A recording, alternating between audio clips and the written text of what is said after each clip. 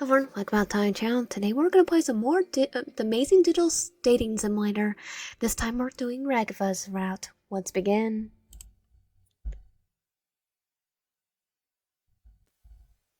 The little disclaimer.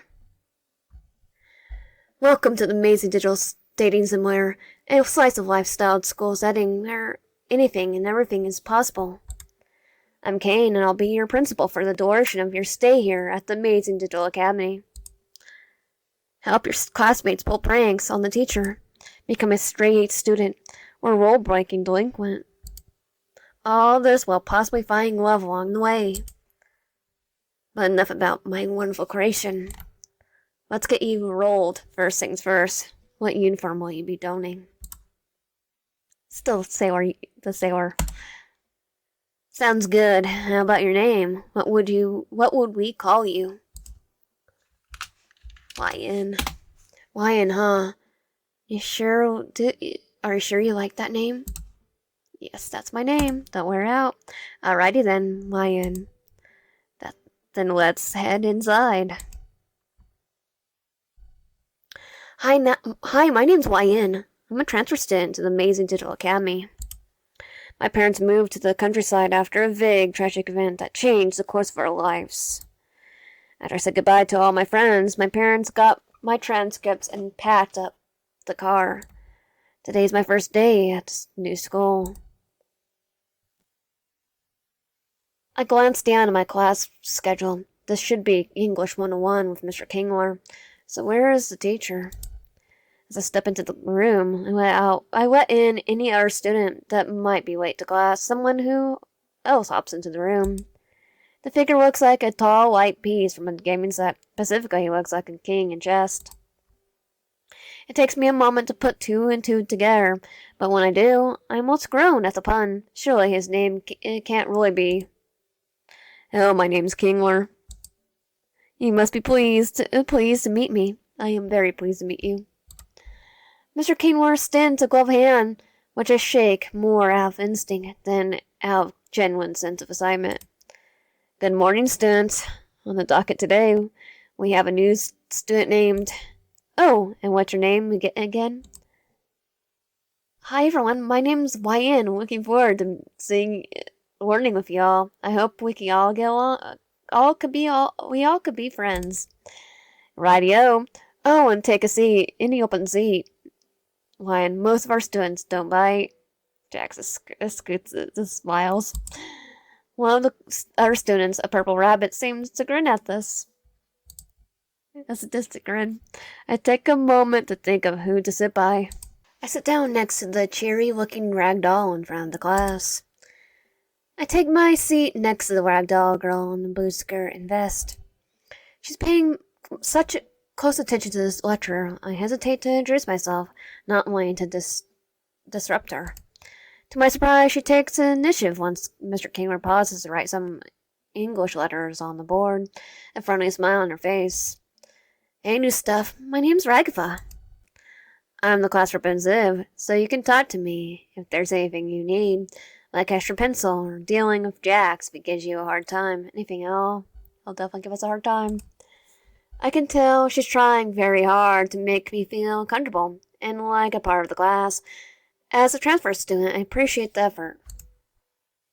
Well, that's not very nice, Raggy. Bad-mouthing me to the new kid. Well, it's more a warning label.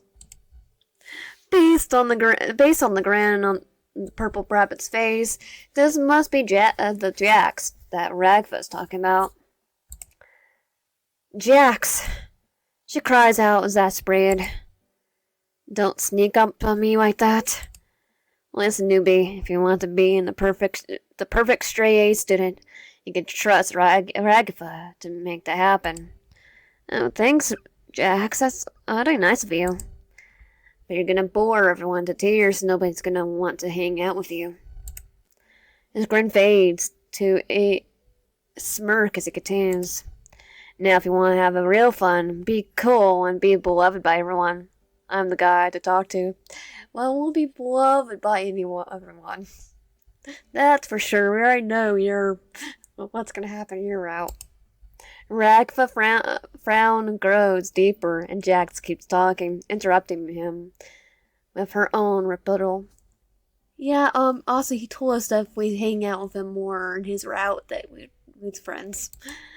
I don't think YN wants to go around pulling pranks on everyone, and I really don't think. Jax interrupts her again. These two must have some sort of history, leaping to any gap in one another's armament to belittle one another. Belate one another. Yeah, I bet the new kid wants to spend all day reading textbooks. Good one, Ragatha. Jack suffers a humorous laugh as he mocks her to her face. Well, that's better than being a jerk all the time. The two keep interrupting and talking over one another. Has anyone noticed the escalating armament at the front of the classroom? Evidently, I'm the only one who wants to end this armament. Everyone else is having popcorn. Because we're doing Ragatha's route. What's wrong with being a good student? Ragatha smiles a friendly smile, turning to me with a look of genuine gratitude before turning to face Jax again. See, Jax, people like YN want to focus on their academics. Jax rolls his eyes and walks away. If he's bothered about losing an armament, he hides it well. Ragatha leans over to me. If you want, I can give you a tour of the school during lunch break.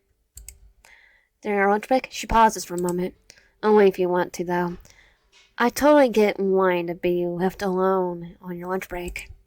Well, she may not be the most assertive member of our class, but I could tell her smile and possibility are genuine.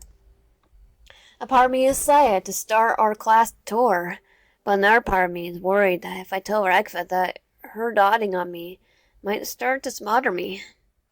I'll be fine. I was just settling into my desk and getting used to this place when something burst into the room.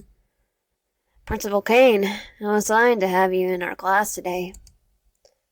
The new figure turned to address us, and his side was a bubble of razor-sharp teeth. I don't think I ever get used to this skull. Kingor, class, how do you do? Principal Kane extends a hand, gesturing to all of us, before freezing in place. With a sound like porcelain grinding against porcelain, his teeth slam shut. His eyes slowly protrude from his teeth, like they're not solid objects. Lion was expecting you here. Man confuses surfaces his voice as he points at his cane to you, at me. Maybe you'll be the secret ingredient to make this school interesting. He pauses a moment, rubbing the base of his chin in the contemplation for a moment. Is there a reason you're here, Kane? The symbol speaks to him like they're addressing an annoying insect instead of a principal of the school. Kane perks up. That's right, the reason I'm here, to make sure we're all having an enriching camping experience, one full of fun, danger, adventure. He begins to list more and more descriptors, increasing his breakneck speed until I can't even tell what he's saying. And most of all, interesting to our studio audience. He turns towards the window and stares out at it for a moment. And probably a moment too long. He's addressing somebody? There doesn't seem to be anyone outside. Other than the camera crew, it looks like. However, the numbers are in, students, and it turns out our school dramas are just white noise. Normally this is a time that I'll tell you that means the end of school life as we know it. And on to the next venture. Kane bites on his hands in mock horror. The class and Kingler play along, gasping at the revelation. Gangle looks ready to burst into tears. However, my sweet-toothed students, your benevolent principal has found a way to bring public interest back to the school in a major way. At this point, the sharp-toothed bubble next to him pipes up. At this point, the sharp-toothed bubble next to him pipes up. How are you going to bring interest back to the school, Mr. President? Kane shoots the bubble a confused look, but hits his stride a moment later. You see, my little tumbrel emeralds, what's one thing that no academy around here has ever had? A cast of colorful characters? con, content, a compliment, a competent principal. Allocate funding. Yeah, every school doesn't have allocate funding. Kane shakes his head. Wrong, and surprisingly right, but also not relevant to what I'm talking about. No school around here has ever had a cultural festival celebrating the unique talents of its students. So I, being your benevolent principal, have decided to put your class in charge of throwing the best cultural festival this side of the Pacific Ocean. Make it flashy, we gotta keep the interest of our visitors after all.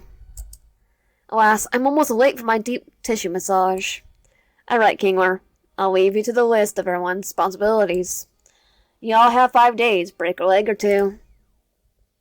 As abruptly as he appeared, Kane darts out of the room, disappearing from view as he heads to his appointment. Alright, class, let's see what roles Kane assigned to each of you for the cultural festival. Kingler lifts a paper from his desk and begins to read aloud. Ragatha, as a class representative, I trust you to organize the other students and make sure the festival proceeds with no issues. You can count on me. Zumble and Gangle, you two will work on art to promote this festival. We have a pretty big school here, so we need plenty of posters and some art to display during the festival. I don't know, I still don't have anything I'm comfortable showing everyone else. It's like, yeah, after your route, Poppy's route, you can steal people's diaries. Be fine. Poppy and Jax, look up what cultural festival is. Shouldn't we do that before we start making posters? No, I think I like his idea. Plus, we get to see what Gangle comes up with her posters. If it's anything like what she comes up with when she draws Ragatha. I think she already knows what a cultural festival is, though. Jax! Gangle interrupts Jax before he can finish his thoughts, pleading with him to stay quiet. The class erupts into chaos as Zumble and Gangle argue with Jax. Pompey tries to find out what a cultural festival is, and Ragatha tries to salvage what remains of class and get her classmates to pay attention. For his part, Mr. Kingler seems content to let his students bicker amongst themselves. Maybe he didn't have the rest of his lesson plan, and is just waiting out the lunch bell. As if I had just summoned it by think of it. The lunch bell sounds. Everyone drops their armaments and flies out of the classroom. Time to find out what I'm doing for lunch. After my chaotic first half of my day, I have worked up quite the appetite. The cafeteria was bustling with unfamiliar faces around me. There was a selection of places to buy lunch, but none of them stood out from one there. I picked up something to eat in the nearest food place and set about deciding where to sit down. Still, as I scanned the bustling lunchroom, I don't recognize anyone from class. I think Ragatha wanted to give me a tour of the school. I grab a sandwich from the lunchroom and look around for Ragatha.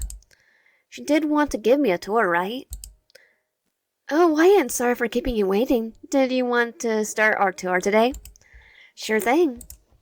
That's what I like to hear. Let's get started then. She started by leading me to the stairs in the middle of the school. This is the main stairwell. Our homeroom is upstairs, so you need to know where it is to get to class. It's the only class we know. We probably have. Most of the time. She gives me a friendly smile before realization strikes her. But you probably already knew that, because our class is on the third floor, and you would have had to take the stairs to get there. She sighs, but regains her composure, quickly putting on a slightly less cheery smile as she takes my hand. She walks to the left, taking us back to the lunchroom. This is the lunchroom, where you can grab a bite too. She cuts herself off, eyeing the sandwich that I'm still eating. Wait a second. She puts her palm up to her face. You just met me in the lunchroom. About the library, our classes. Ragatha's eyes. Rooftop? So, you already been here too, huh? She giggles nervously, putting on an even faker smile. Art room? She grabs my wrist with gutso, pulling me along with much zeal. Then I feel like she's going to tug it out of the socket. And once she pulls me towards the next location. Well, I can at least show you to our homeroom. Ragatha? I've already been to the homeroom. We head back outside to the lunchroom and are halfway up the stairwells when Ragatha realizes I was in the same class as her this morning. So I'm already seeing this too. I'm sorry. I'm sorry, Wyan. She pulls out her red, strangely licorice-like hair. It's more like yarn. I just wanted your entire lunch. I wasted your entire lunch period taking you around places you already saw in the school. At school, I offer a project's shy smile. Go show us where the dorms are. Well, kind of, I guess. She sighs again, slumping forward. You must be pretty annoyed with me, huh? She says, not looking me in the eye. It's okay, I know what you meant. You meant well. She clearly meant well. I don't see any reason to put her down. Ragatha perks right back up, as if all her mistakes are undone by my forgiveness. Oh, well, if you're having a good time, maybe I can continue our tour and excuse you from afternoon classes. Yes. We stop by the principal's office. Kane is leaning against the door, bubbles coming out of his pipe. Wait, is it a violation of code of conduct to smoke a pipe in school grounds? Unless it's just bubbles and not smoke. Ragatha? I mean, it's bubbles, not smoke, so therefore it's probably okay. Ragatha, Wyan, what do I owe the pleasure to? Hey, Kane, I'm giving Wyan a tour of the school, but I wasn't able to give them a full tour during lunch. Can they be excused from afternoon classes so I can show them other places in the school? Kane stops for a moment and nods. I don't see why not.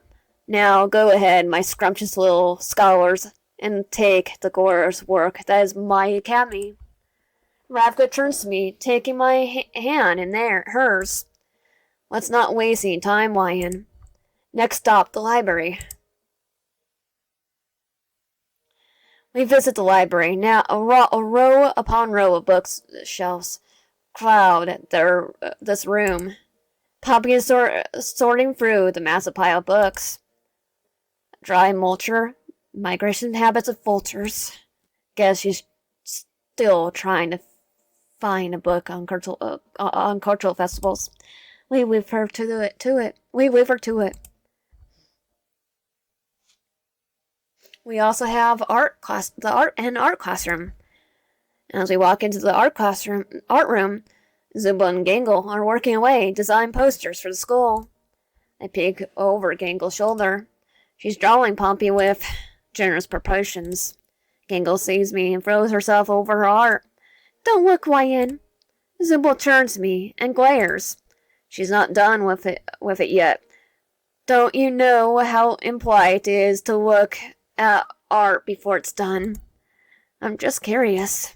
Ragatha takes my wrist and begins to usher me out. Sorry, guys.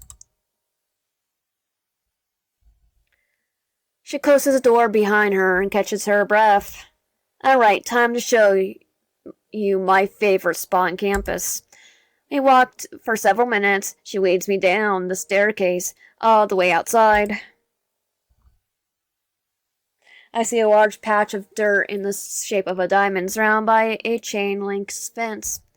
A baseball field? This is the softball field. Baseball. Do you play? That was apparently the right question to ask. Ragatha's smile widens. Yep, sometimes I could get the others out here, but Kane actually has a pitching machine. So, sometimes I just go out here and let out some stress.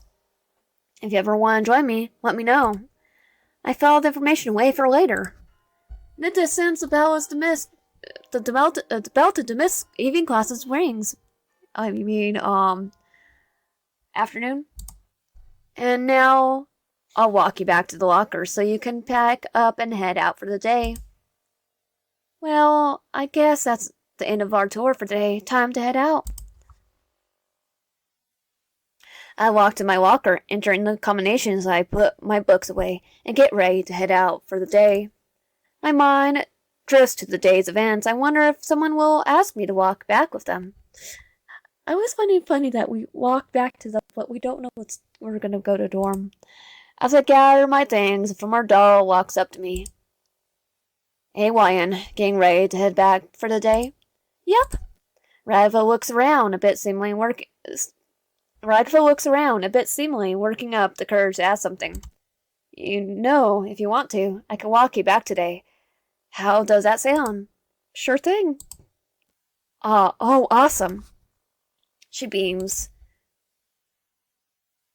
Ragatha and I make our way to the front doors of the school. Hey, Ryan. She looks at me as she just remembered something very important.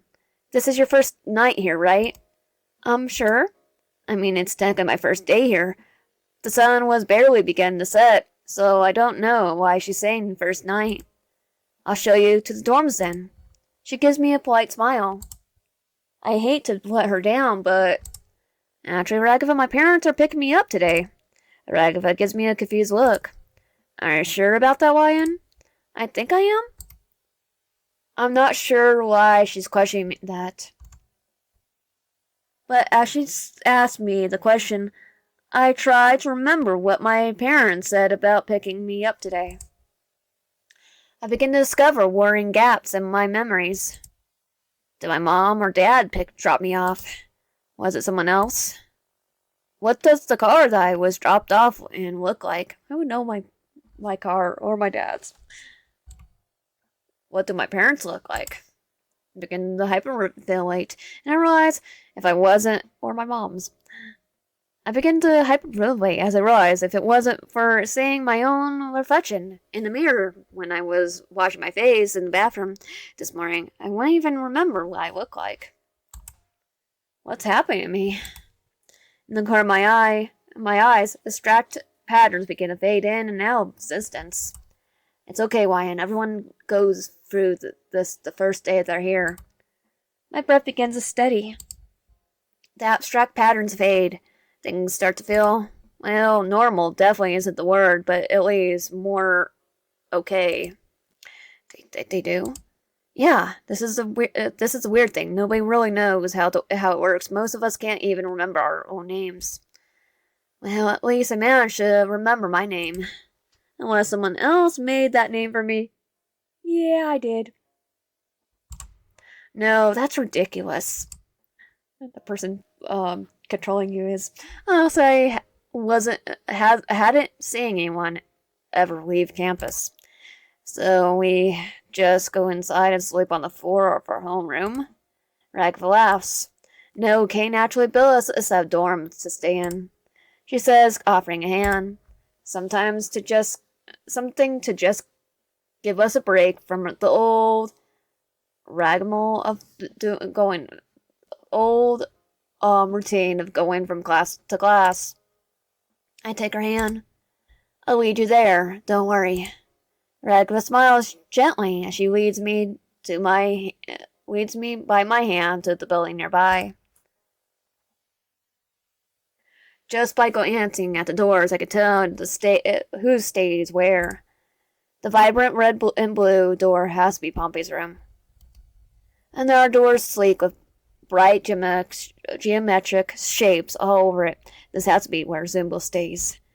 I can pick Jax's door out of the crowd. It's darker than the others, and the crisscross with black and yellow striped caution tape.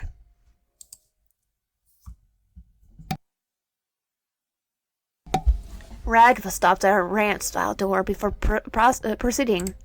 This is my room, Ryan. She smiles. I'm the class rep and the resident assistant here, so if you're in any trouble with any of your dorm mates, Jax, or need anything in your room, I'm your gal. She gives me a jovial swing of her arm, sliding her door open.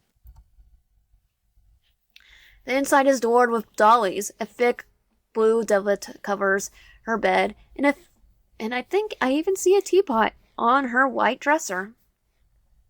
Well, not the dresser. It's more of a cabinet. My door is always open. As we stand there, Jax walks by. He gives Ragatha a wicked grin. Or it would be, if I could trust Jax not to put a centipede in my room. Jax gives her a offended look. Come on, Ragatha, pranking the RA. I can't believe you think I'm so little of me. She's all thinking little of you. She knows you well enough. He says, barely hiding a sadistic grin.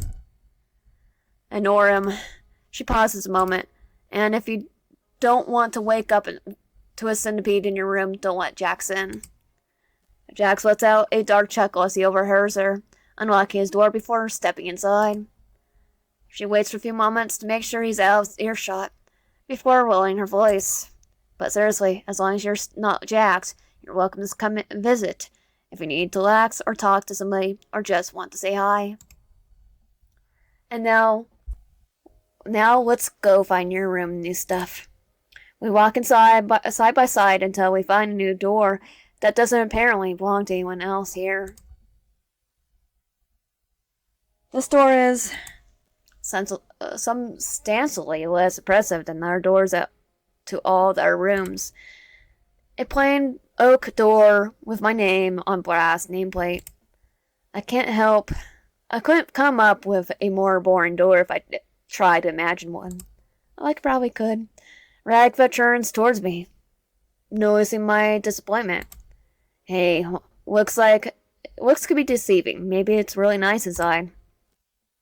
I twist the handle and pull the door open. The room looks empty. Really empty. At least I have a computer. That probably doesn't work. It's even her route. The doors are plain and unadorned. A gray mattress sits on the cheap-looking wooden bed frame. And decorated with the Skulls album has been set atop the mattress, as well as a pair of plain white pillows. In the back corner, a aging wooden desk has been set up with a few sheets of paper, a set of number 2 pencils, and some black ballpoint pens with blue and black, which are standard. Not even any pens of my favorite colors, unless your favorite colors are black or blue. Well, there's a lot of room to customize.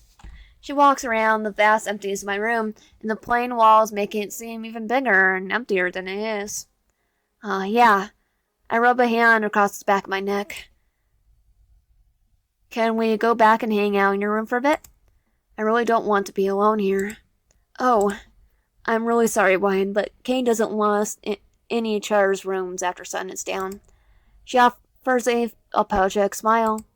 I know it's a silly role, but he says that since this is supposed to be a family-friendly environment, he doesn't want us to any Char's rooms at night. She backs out of my room, crossing her arms across her chest in a nervous giggle. I technically shouldn't be even in your room right now. The rest of our conversation continues with her standing in the doorway of the hallway and me in my dorm. So, that's it for today? Yeah, I mean, you know where the school is, right? And you remember all the places I showed you. Yeah, let's just get lost. I nod. It's a lot to take in, but I think I'm good. Yeah, I think I got it from here, I guess. Ragatha nods with a weak smile. Good, that's good. We stand there.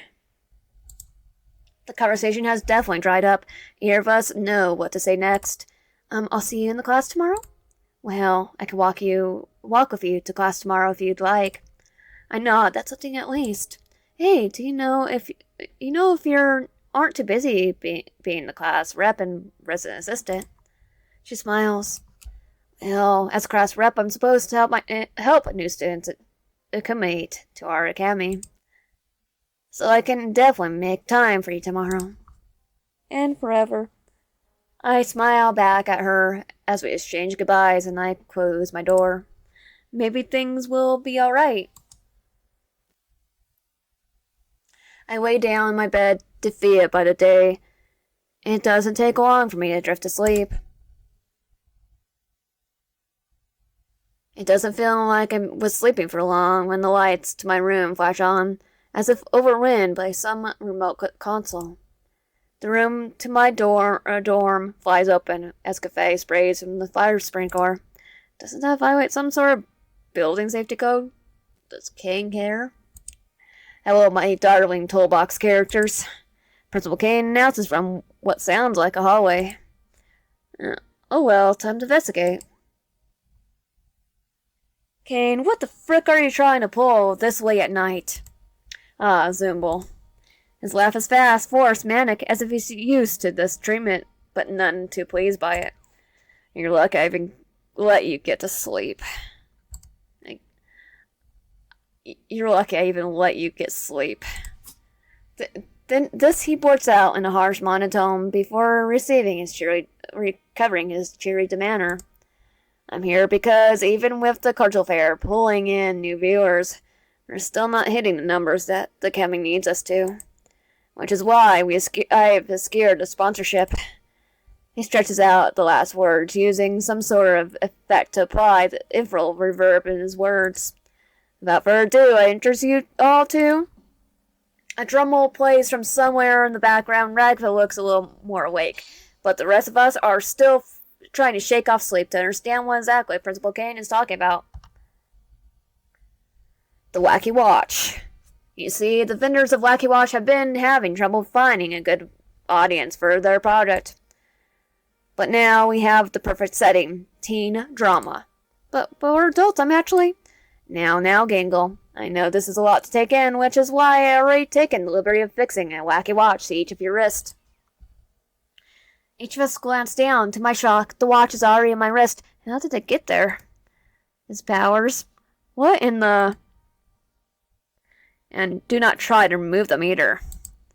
They've been affixed to your wrist with a very special adhesive.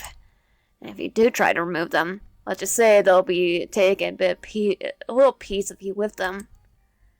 I could hear Gangle beginning to whine as the panic sinks in. Poppy tugs at her Wacky Watch, but no matter how hard she tugs, the wristwatch stays affixed, her gloves stretching like a rubber band as she pulls at the watch. Ragatha just looks down with his eyes sigh.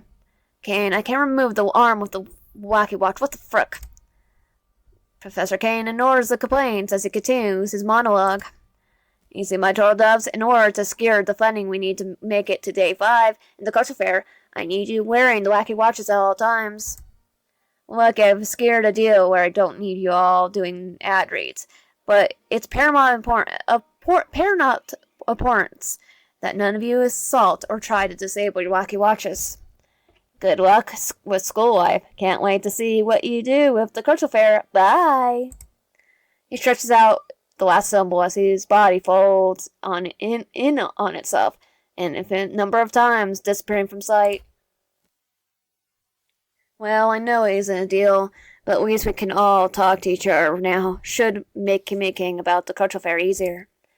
With the sound of breaking glass, Gingle's common mask shatters and falls from her face. Tears well up in her eyes. I don't want a Wacky Watch. Seeing the situation unfolding before her, Poppy pipes up. Well, I think it could be useful. And look, Gingle, there's even a picture chat function where you can send people things you draw. Poppy goes over to Gingle, lifting up her wrist and pointing out the picture chat feature. That's kind of nice. Gingle sniffles. Yeah, that's the right spirit, Poppy. Now let's all get some sleep before they start classes again tomorrow. Everyone's door closes. I hear a muffled shout from Jax's door. What the heck? Why is there a watch stuck to my arm? I decide to hide in my room before Jax looks for someone to take out his frustrations on. I flick my dorm lights off. As I close my door, I check my Wacky Watch. I got a text from Ragatha. Her portrait is outlined in the gold to indicate that she's an RA. Hey, YN. I just wanted to check in on you after the whole Wacky Watch thing. Guess I'm doing pretty okay, Ragatha. Just getting used to how things work here. I get that. Showing up to the school, losing your memories, and now the Wacky Watch. It's a lot for anyone to take in. You're telling me. There's a few moments before Ragged responds. Well, if you ever need to talk to anyone, I'm here. Thanks, I'll have to take you up on that. Oh, really? Yeah, it's nice to talk to you. That's kind of you to say, Wyan. Maybe I can make you tea sometime this week between all the cultural fair stuff. That sounds nice. Colby. Did she just send a smiling sunglass emoji? Oh, that was that? To be fair, I think it would be uncapitalized. Would make it so I would understand it better. I think it's uncapitalized B. Well, Ragatha can be kind of old-fashioned. I've never seen the sunglass emoji. Well, Ragatha can be kind of old-fashioned, but it seems like she generally wants to help me fit in here. At least I have one friend at the school. Day 1 complete.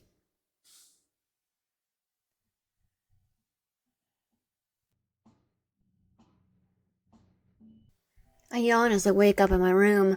The clock on my wacky watch says it's morning, but the only way I can tell is from the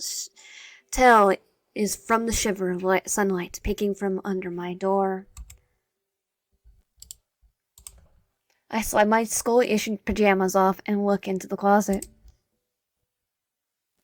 A series of perfectly pressed school uniforms are there, with a little tag in the sleeve of the nearest one. I take a closer look. Looks like Kane left me a note. Hey, Wyan, this is Principal Kane. As part of your stay at our lovely academy, you have been provided a set of uniforms free of charge. The price of your dorm is also included in your tuition payment. Looks like you and Ragatha are off to a absolutely fantastic start. Good on you for befriending the valedictorian, class representative, and resident assistant. Ragatha has a lot of people she's almost friends with. But looks like you two might be building something genuine. Good luck. As I pull my uniform over my wacky watch, I glance down at it. I have a text from Ragatha. Are you still awake? Are we still walking to school this morning? Yeah, I have to go to class anyway. It takes no time for me to find her door, though Ragatha is already standing outside of it. It's a cold fall morning. Ready to walk to school with me, Wyan? She takes my hand in hers as we begin our walk. She's surprisingly warm. I guess I thought she would be as cold as outside. I mean, she looks like a rag doll. But she's as warm as any human. Did you sleep well last night? Yeah, I did. Thanks for asking. Still up for tea later? Yeah, I think so. Great, maybe this evening. I think there's still some in the student lounge. Student lounge? Oh, I guess I haven't shown you that yet. It's in the dorm building. I'll show you tonight. I smile at Ragatha. She seems really eager to make plans. I remember Kane's note from this morning mentioning she has a lot of almost friends. I wonder if maybe she's just lonely. Yep. Let's get going before we end up late to class. She pulls me along, walking at a brisk pace as we head to the school entrance. So, how do you like school so far? I shrug. Dunno. Haven't been here long enough to really form an opinion. She nods. Oh, right. Well, I'm sure you'll come to love it here. I'm not so sure about that, but I guess it wouldn't really feel like I was talking to Ragatha unless I was also dealing with her autism. Happiness. She laughed nervously. Last time I was late, they locked the entrance. I had to wait outside for hours until someone noticed I was in class. Then Kane had to unlock the doors for me. But everyone else got to just walk in whenever they feel like. I give her a worried look. That's messed up. Nobody even noticed you were gone. Oh, no, wait. She backpedals, crossing her arms. It was an honest mistake. As we step into the school, she turns to me. All right, Wyan, quiz time. Do you remember where our homeroom class is? How could I forget? I went there myself yesterday morning. Ragatha showed me on the tour twice. Up the main stairs and to the left, right? That's right, Wyan. She smiles. Aside from us two, Kingler is the only one in the class. Oh, Ragatha, Wyan, good to see you two are getting along. He glances down at my hand, which Ragatha is still holding.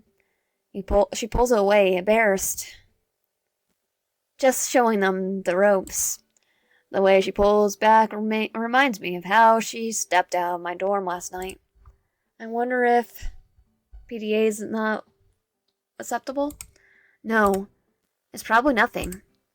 I take my seat next to her, and Ragatha goes back to her cheery self, constantly raising her hand and answering questions as Kingler quizzes the class on his lessons. Well, at least she gets along with the teacher. If I ever fall behind in English, I know whose notes to borrow. As the bell to dismiss morning classes rings, we get up to leave, but Kingler asks Ragatha to stay back.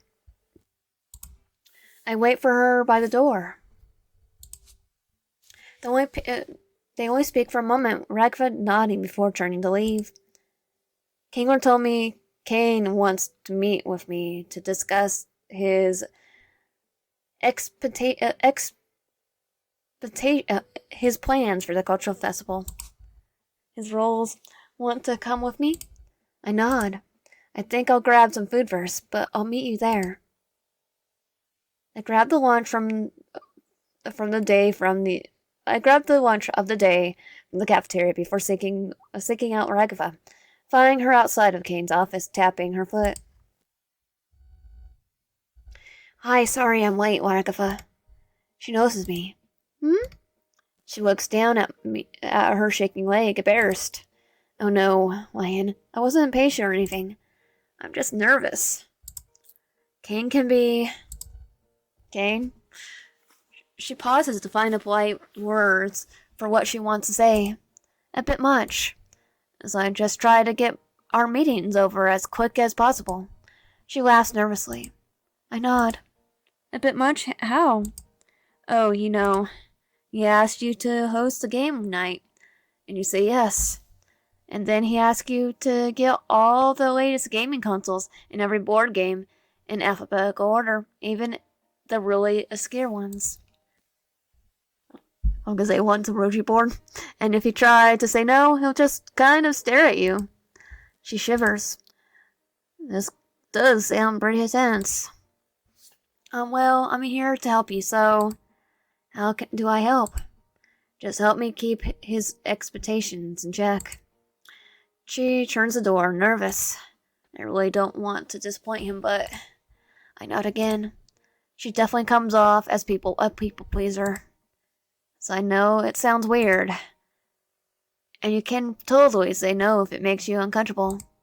But if you can just, I don't know, try to talk to Kane if he comes up with unreasonable expectations.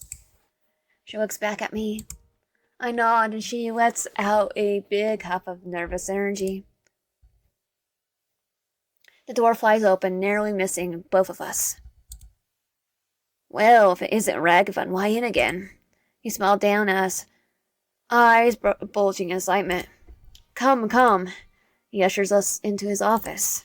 Principal Kane floats over his desk before taking a seat behind it. Call me Charles Dickens, 'cause I have great expectations. Go ahead and wow me too. He leans back in his chair as we walk in, puffing on a bubble pipe. Again, I'm surprised he's allowed to do that on school grounds. Well, it's not actually smoke. If it was smoke, yeah. It's also his goal and not really school. But if he's the principal, then I guess he makes the rules here. You want to talk to us about the cartel fair, right, Kane? I did, class representative. He takes a pipe out of his mouth as he leans forward. We need a fire eater, a knife juggler, a cotton candy machine, street vendors for every type of Japanese food. Okay, those sound good. I want a realistic reenactment of the story of 47 Ronin, and a line of dancing geishas. Young lady, I have heard rumors that the Prime Minister of Japan himself may be in attendance. I don't think they would.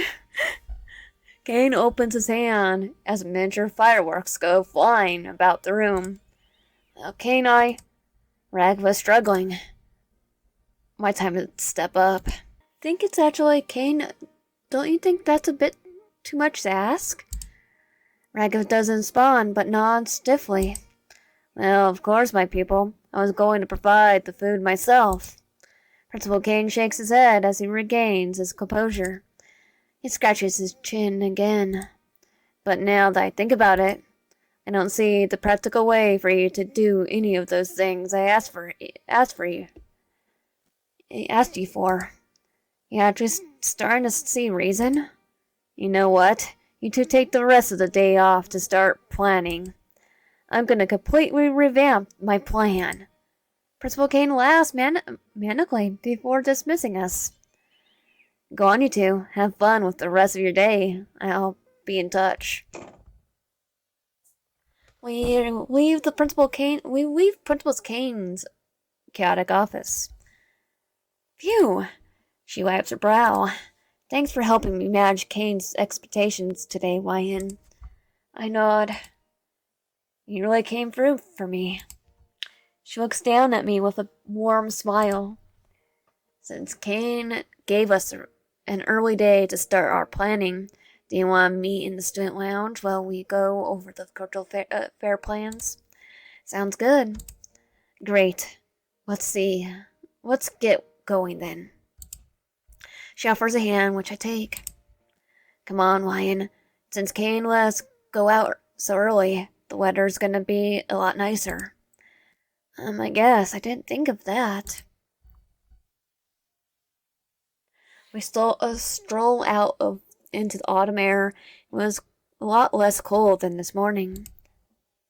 Well, Wyan, we haven't had weather this nice since summer. I can't deny the weather is pretty nice. And I know with your help, the cultural fair will be a huge success. She gently swings her arm as she talks to me, just like when she was showing me the dorms. Well, let's at least start planning the fair before we say it's gonna be a success. She smiles back at me. Yeah, of course. It's just nice to have some help. I was really nervous I would have to organize this whole thing by myself, like over your route. That would be pretty stressful. Hopefully we can share the burden of organizing the cultural fair pretty evenly. I take a seat in the student lounge, a cup of tea that Ragatha made me in my hand. Ragatha went to her room to grab some things, but it's been a while since she left. To my surprise,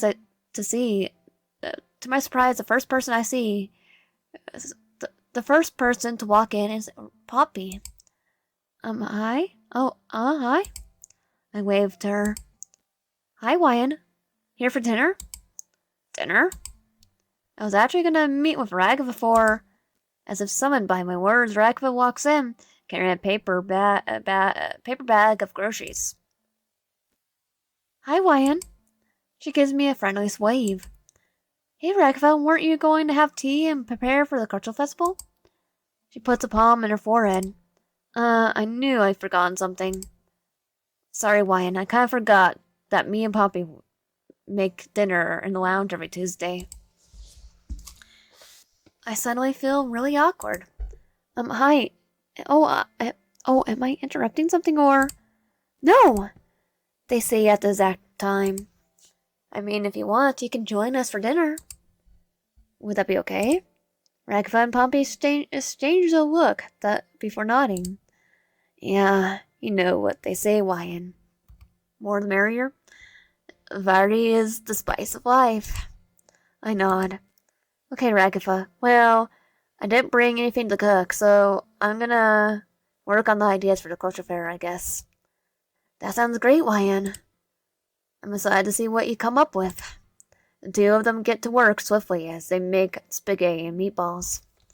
Ragatha sets the water to boil and hands Pompey a jar of sauce to heat up. Even as Pompey pours the sauce into the pot and starts one of the burners to warm it up, Ragatha's eyes her nervously. Oh yeah, because she can't cook. Poppy must be pretty bad at cook if Ragatha doesn't even trust her to heat up pasta sauce on the stove. No time to think about that, though.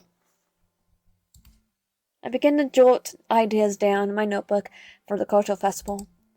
Oh no, I forgot about something to stir the pasta with, she says, clutching her hair. Why and Poppy, can you guys hold things down while I go grab something from my room? Well, I was trying to work on ideas, but I was struggling to come up with any ideas anyway. I nod.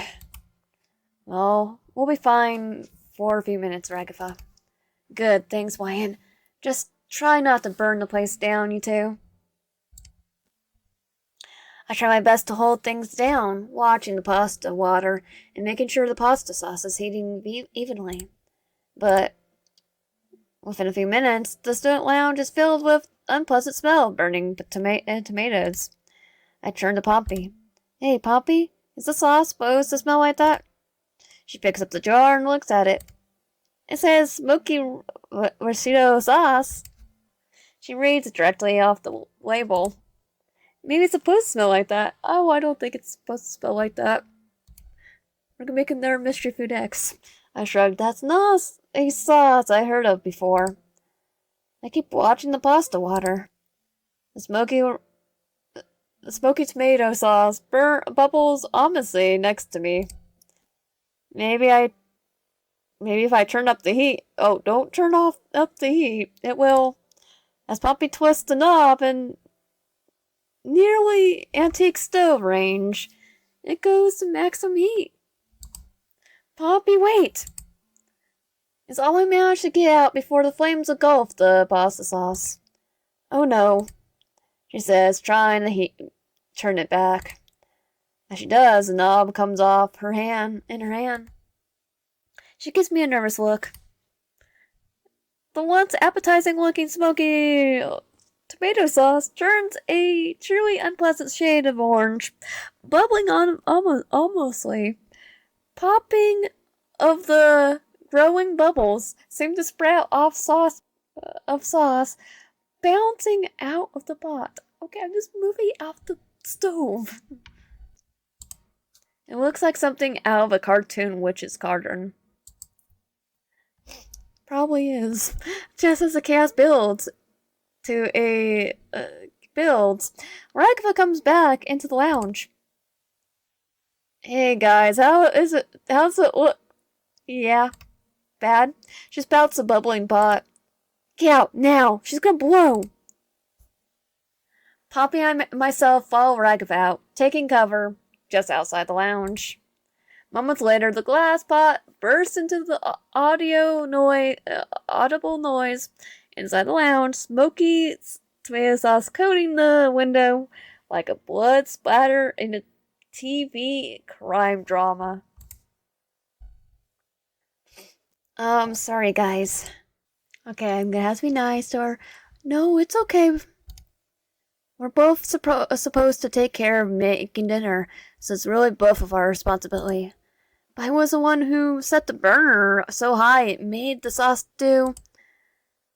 Pompey gestures around the room. Walls coated in freshly spouted tomato sauce. I think the computer's dead on here. There's somebody didn't do it. That, I shrug.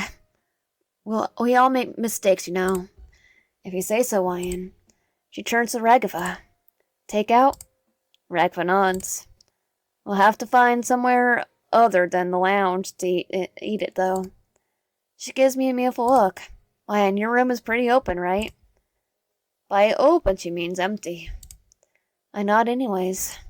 Great, I'll order some food in Cane Dash. Spudsley's? Ragatha makes a face.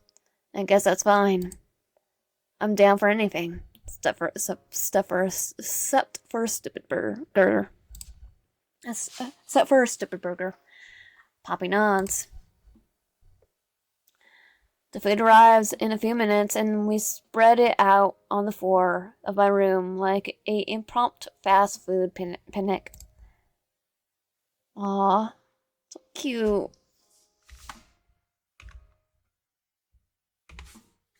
As Pompey and Ragatha exchange looks, exchange jokes, and memories about school, my room feels like a little less empty tonight.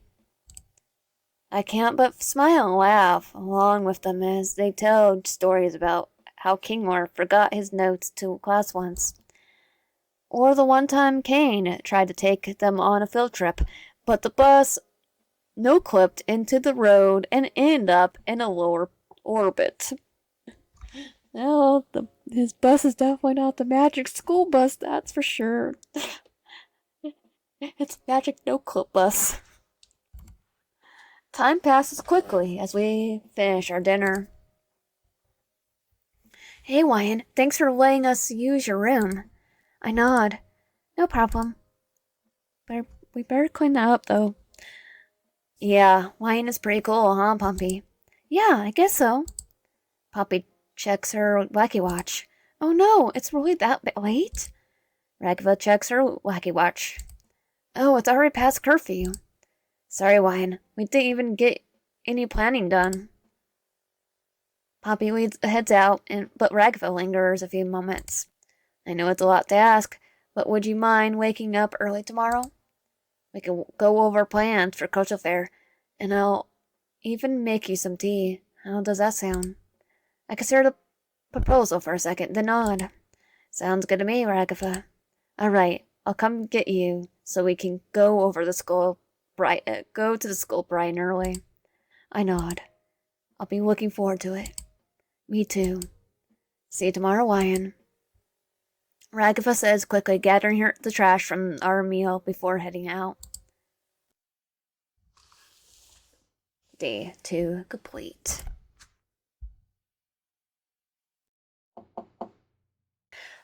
I wake earlier than normal to a knocking on my door. That must be Ragatha. Hey, Wyan, ready to go right for our morning meeting? Coming. I grumble, making my way over the light switch and flicking on before pulling on a uniform. I don't even bother to fix the wrinkles on it before pulling it over my one shoulder and opening the door. Morning, I mumble. I look down. Ragatha already has her tea set ready, all packed up in a carrying case ready for the trek to school. The entire tea set is made from white porcelain and has cute floral designs. It seems to suit Ragatha. You know, a cup of Earl Grey can have just as much caffeine as a cup of coffee, and it's less likely to give you the jitters. I think they all give you jitters because it has caffeine. Even against the morning cold, and how early she woke us up, Ragatha's wellness optimism shines through. It's energy drinks that give you more jitters, though. Okay, well, let's head out, then. I say, trying to match her refuses but I'm unable to mask the tiredness of my own voice. She at least seems to appreciate the gesture. And I'm saying it while I'm drinking coffee too. We make our way over the skulls promptly. I'm surprised to even open. I'm surprised to even open this early, but here we are. Well, teachers have to go in. I start heading over this homeroom before bumping into Ragatha, walking the opposite direction. I thought we were going with Ragatha. Oh, sorry about that, YN. Are we heading to homeroom? Actually, I was hoping we could go somewhere special. Special? Special how? You see, she says happily, leading me down the corridor. Baseball field? We wander for a bit before she leads me down a dusty hallway that I'm pretty sure I haven't seen any students in. I don't remember Ragatha showing me this part of the school during our tour. The fluorescent lights above us are flickering ominously. After a few minutes, she walks out up to a door, twists the handle, and with a creak it opens. Here it is. This is the place? It doesn't look like all that special. So, what is it? This is a place I go when I feel overwhelmed. You're overwhelmed? I say half sarcastically. Well, don't be sarcastic. I know it may seem like I haven't have it all together, but sometimes I just really need to get away. We all do sometimes. I mean, I'm the class rep and resident assistant. And valedictorian, she laughed nervously. If anything goes wrong, it's basically my fault.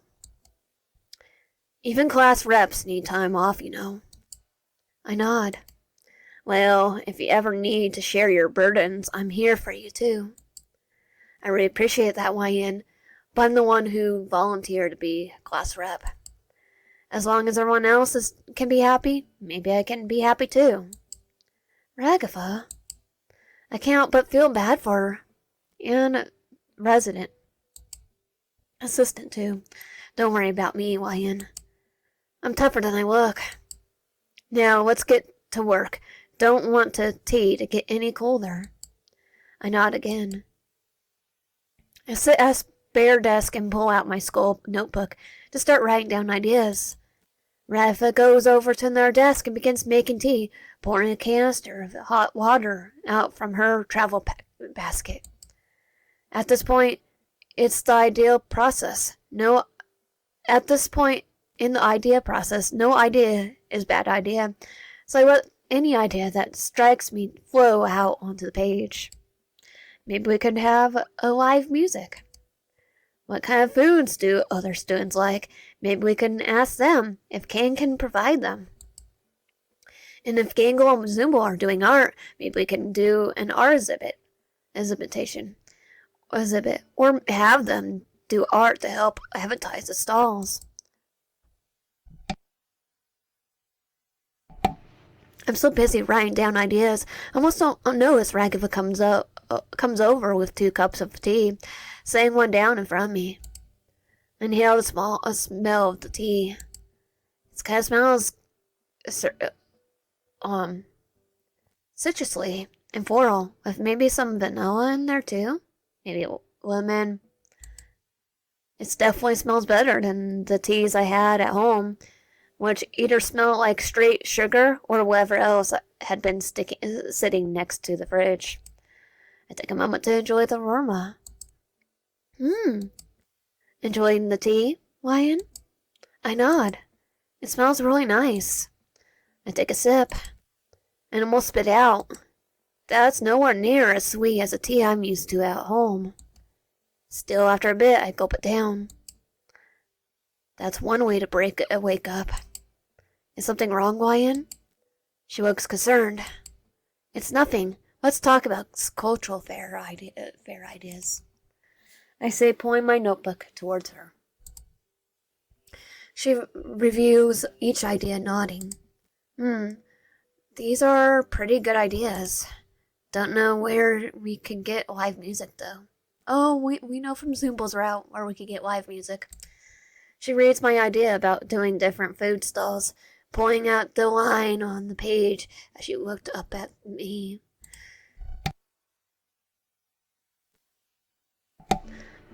Oh, this is a really good one. If we can ask everyone what their favorite food is, we might be able to get Kane to make a stall including all of them. She's certainly free with compliments, but I appreciate her positivity. I try the Earl Grey again. Still way too bitter for me. Hey, Ragatha? Yes, Wyan? Do you have any sugar? Ragatha seems a bit taken back. Sugar? I nod. Yeah, I'm not used to taking my tea like that. My tea like this. I'll do green tea without sugar. Put some lemon in there and be fine. I gestured to the still hot Earl Grey she served me. This? She pauses a moment before nodding, bring a sugar bowl over to some with some sugar cubes in it. Sorry, Wyan. I take a sugar cube. Then about 3 more. Hey, Wyan, take it easy. You don't want to drown out the taste of the tea with sugar, right? I discard her protest, adding a few more before stirring my tea. When it takes out the consistency of warm maple syrup, I take a sip. It takes on the consistency of warm maple syrup, I take a sip. Just like Mom used to make. Okay, I didn't have that much sugar in mine. You, really like sugar, huh? I know, I just eagerly sip my tea. Only in coffee. Tea I can handle. So, do you want to hear my ideas for the cultural fair? I nod. Well, I was thinking, it might be nice for everyone to pick something to present for their cultural festival. Poppy could do the historical presentation on different cultural festivals. Gangle and Zumbo can maybe present the best art they did for the cultural festival. I nod. And what would Jax do? Being a pain. She begins to genuinely think about it. Was he supposed to help Pompey? I do seem to remember that. But the idea of Jax helping anyone seems pretty unlikely based on my experience with him. Maybe we could just hope he doesn't mess things up for anyone else. Oh, yeah, about that. She giggles nervously. I nod. So what would we do if everyone presents something? Ragatha pauses to think about that for a few seconds as well. I don't know, Wyan, any ideas? Well, we're planning the festival, so whatever we do, it has to be something that won't interfere with helping everyone plan the cultural festival. It eventually hits me. What if we MC the presentation? MC? I nod. You mean host? Technically host. We can tell people about everyone's presentations, cue them to come on stage, and even talk about how we brought people together.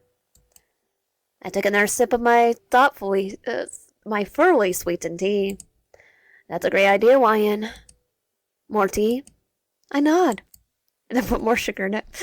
Ragatha pours me another tea, and I empty the rest of the sugar bowl into it.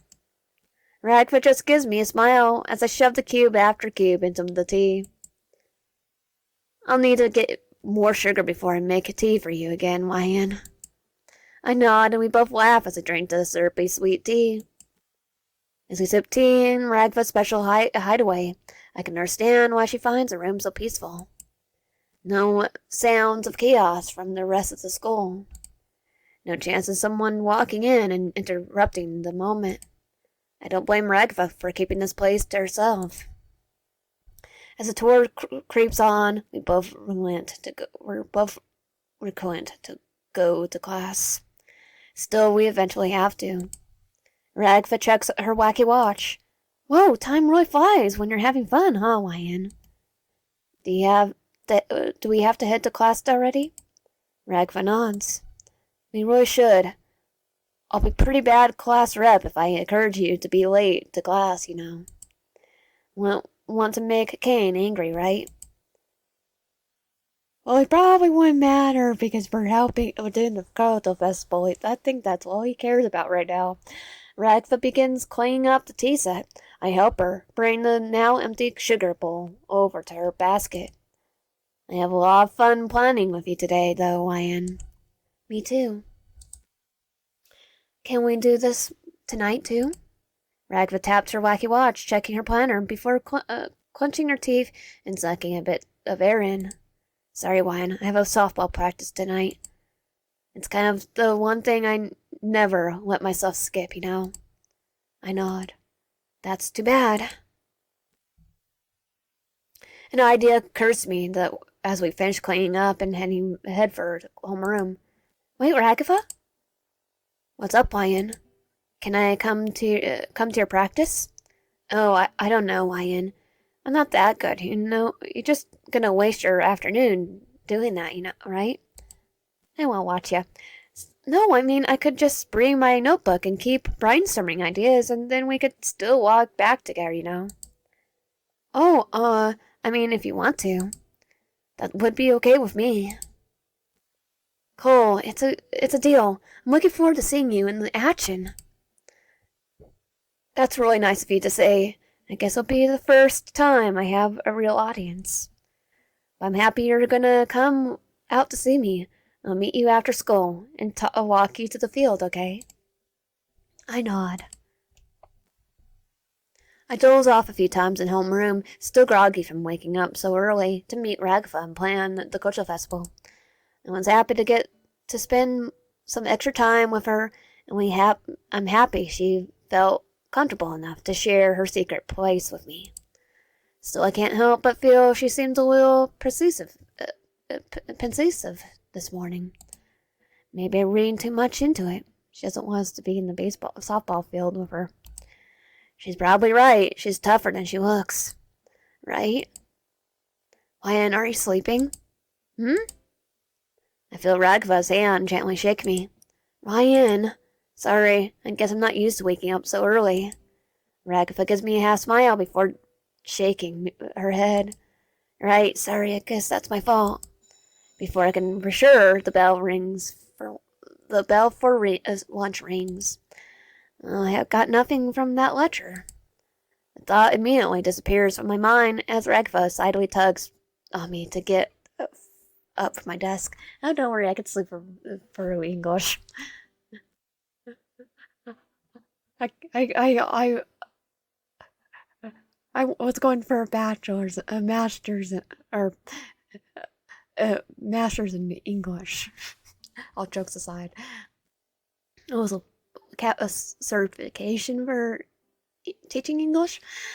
But come on, Ryan, we have a lot of work to do. I'll be fine. I could sleep through it, right? I shakily rub my eyes before getting to my feet and following Ragatha out into the hallway. I could probably take over for King. I could probably take over for King North. All right, we have today and tomorrow to make sure the culture fair goes off without hitch. She says with an exaggerated smile. So, what do you say? Let's check up the progress everyone has made so far.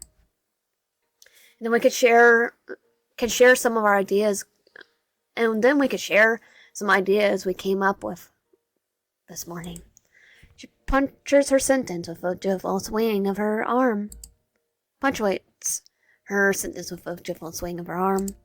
I'm too tired to take the lead on this, but I wouldn't be lying if I said her refusal wasn't at least a little infectious.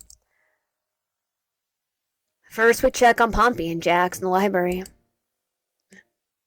Jax is nowhere to be found. Pompey mutters to herself as she sits in the library table, sorting through a few books. Hey there, Pompey. Ragatha waves as we approach the gestured girl. Oh, hey, guys. Pompey's voice is filled with a false enthusiasm that doesn't reach her eyes as we approach. We're just here to check up on the progress you made so far for the cultural festival. I think you and Jax were supposed to find out what the cultural festival was, right? Definitely one of the weirder tasks Kane gave out by one question his methods. That shouldn't have been too difficult, right? I said, giving her a curtain grin. Yeah, well, You'd think so, she says, returning my effusivism. The way her voice trails off at the end of the sentence makes me think this won't be as easy as we thought. Yes, I need to reorganize the bookshelf. I can't find any books about anything I need. This library isn't organized in any way that makes sense. I spent all yesterday just taking the shelves down to find anything relevant. Ragatha pauses a moment before responding. Oh, wait, I thought Jax was supposed to be helping you. Where is he? Pompey shrugs. I guess as good as mine. He ditched me on the Monday, said it was a waste of time. Seriously? Ragatha clenches her hair before cutting herself off, heaving an annoyed sigh that seems to move her entire body. I won't even be surprised. The ragdoll strands her blazer, trying to compose herself again.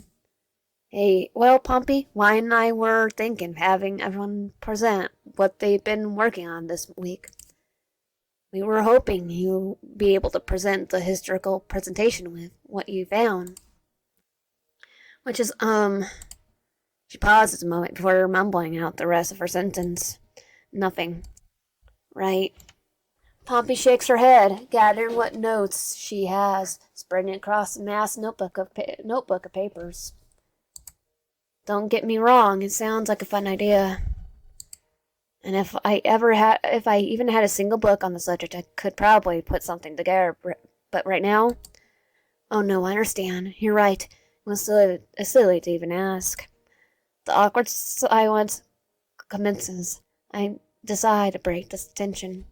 You know, her route was probably the most relatable because we always have someone that just ditches and does all, you have to do all the work. Pompey's, Well, Pompey, we have to check up on Zumble and Gangle's progress. I guess lets us know if there's anything we can do to help you further. Pompey offers a unamused smile. Well, it's clear Pompey's frustrated at the situation, not at us. I can't but notice Ragatha slag a bit as we leave the library. Her formerly undefeated effusivism now dented. Hey, Rag. I can't believe Jax would just leave Pompey to sort through the library on her own. She cuts me off before I could reassure her. I personally don't find it so difficult to believe, but I understand she's just venting right now. Who knows what he even's doing right now? Probably trying to mess everything up for the rest of us. She starts riling herself up. Hey, it's okay. Let's not get ahead of ourselves. For now, let's focus on checking on Gangle and Zumble. As far as Jax, you don't have to worry. I'm here. I won't let him mess anything up. I give her a reassuring smile. Ragatha returns my smile with a tired one of her own before nodding. Yeah, you're right. Wyatt, thanks. We're not beat yet. A little effusivism sleeps back into her expression. Let's check on Zumble and Gangle. Entering the art room, Zumble and Gangle are completely engrossed in their own artworks. Hey guys. Ragatha manages to summon her usual cheery tone as she greets the two. Oh.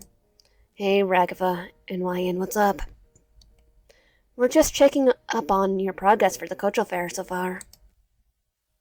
Ragatha wanders over, peering over Gangle's shoulder.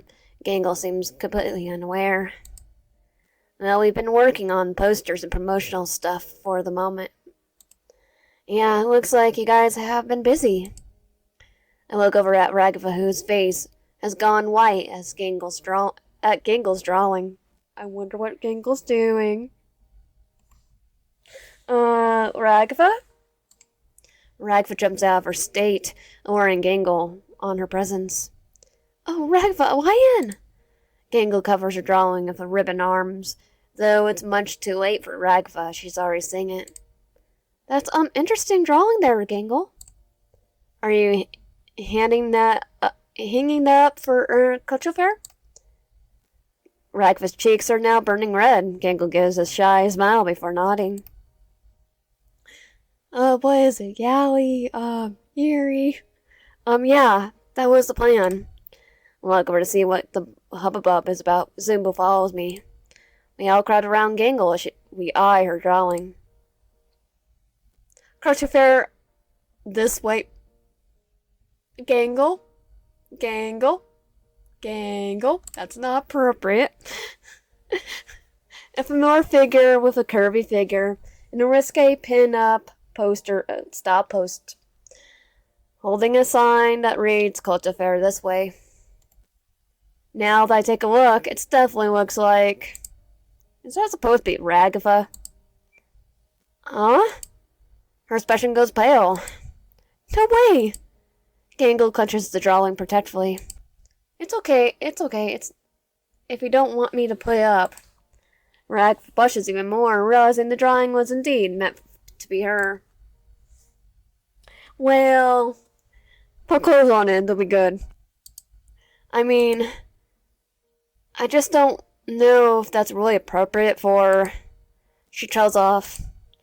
So you're saying I can't hang up any of my pin-up series? Yeah, put clothes on them, and then we'll probably be good. Gangle asks, her lip curving, tears perking at the edges of her eyes. You made a series? Ragatha manages to mask her apparent dismay with false enthusiasm. Oh no, I didn't. I can tell, but based on Gangle's own aside smile, the latter does not pick up on it. Gangle unveils a slew of risque pin-up characters. Ragatha's face flushes with humiliation at the images. Oh, well, maybe if they tone down a little bit, and put clothes on, she says, shifting uncomfortably in place. Zumba scratches at their chin before chiming in. I don't really see the problem with them. It's mostly tasteful. Artistic nudity, you know. Well, Zumba, this is a school.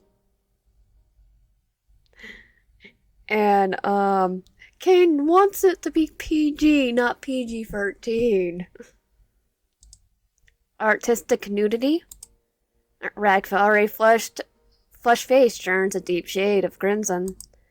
I don't know if Kane will be okay with,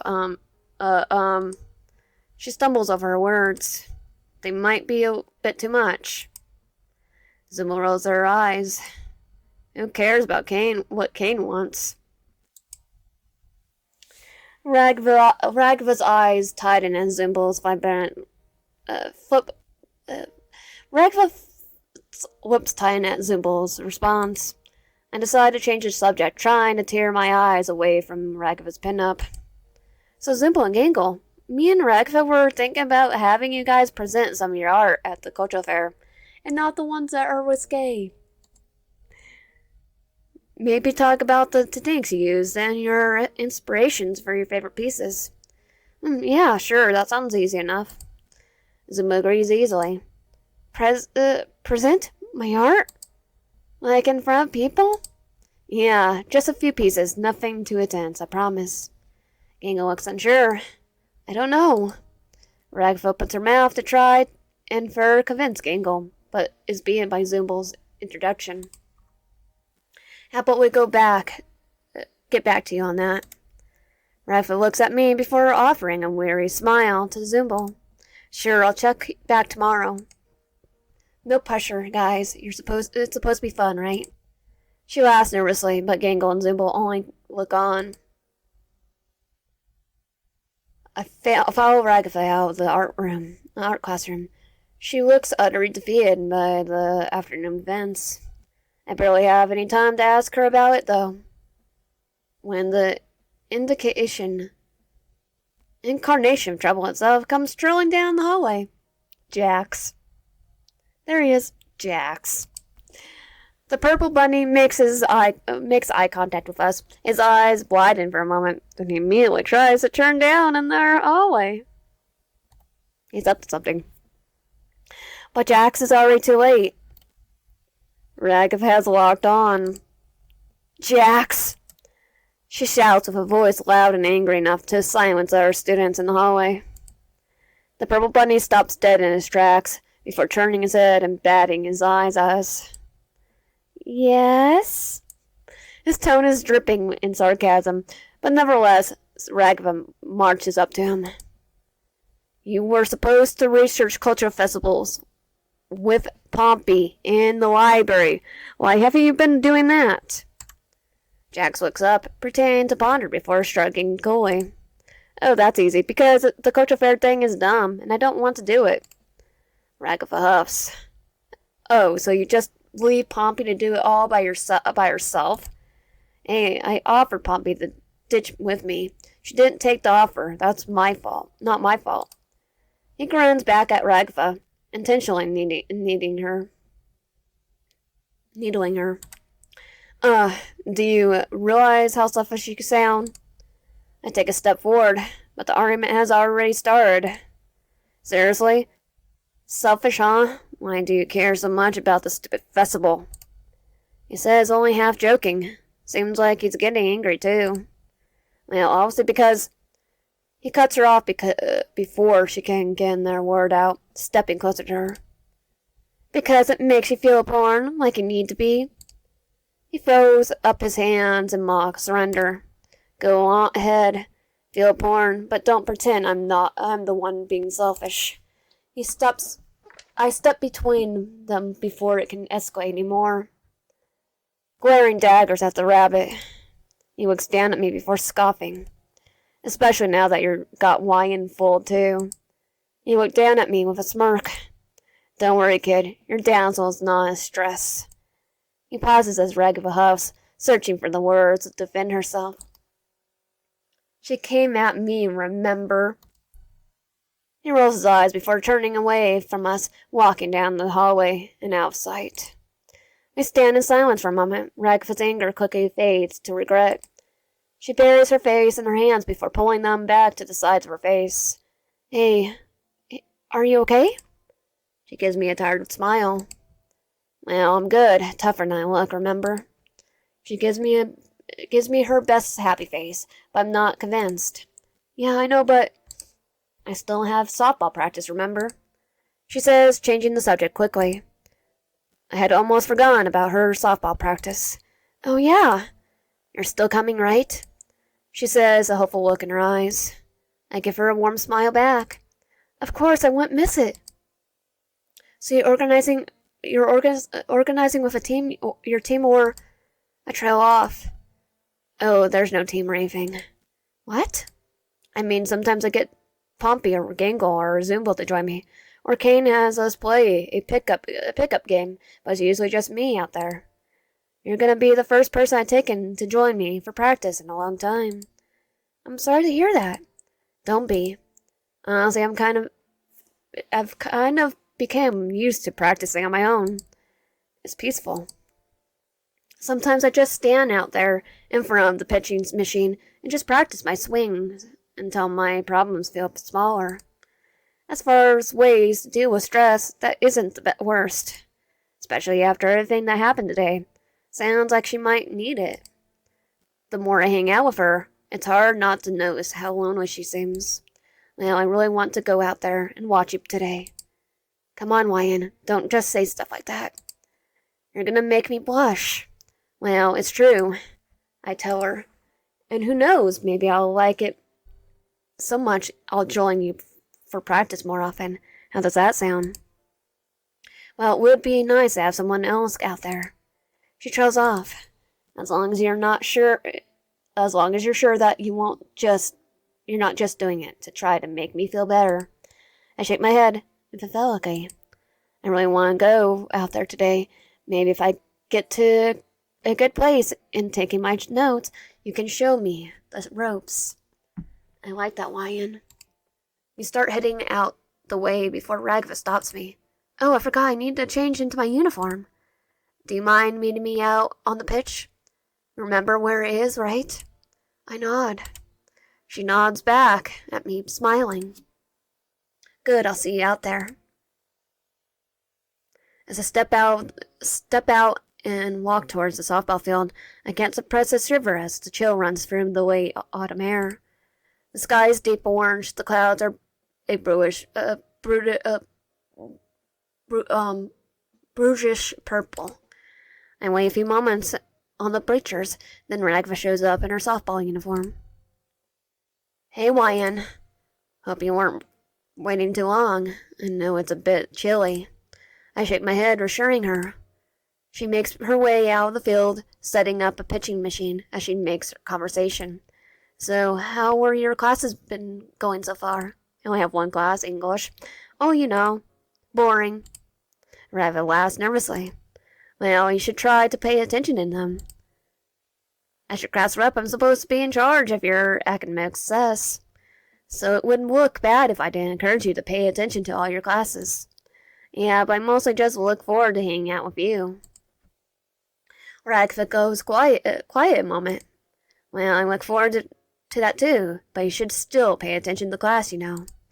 I'll try, I tease her. Alright, Ryan. I'm all set to start. You okay in the bleachers?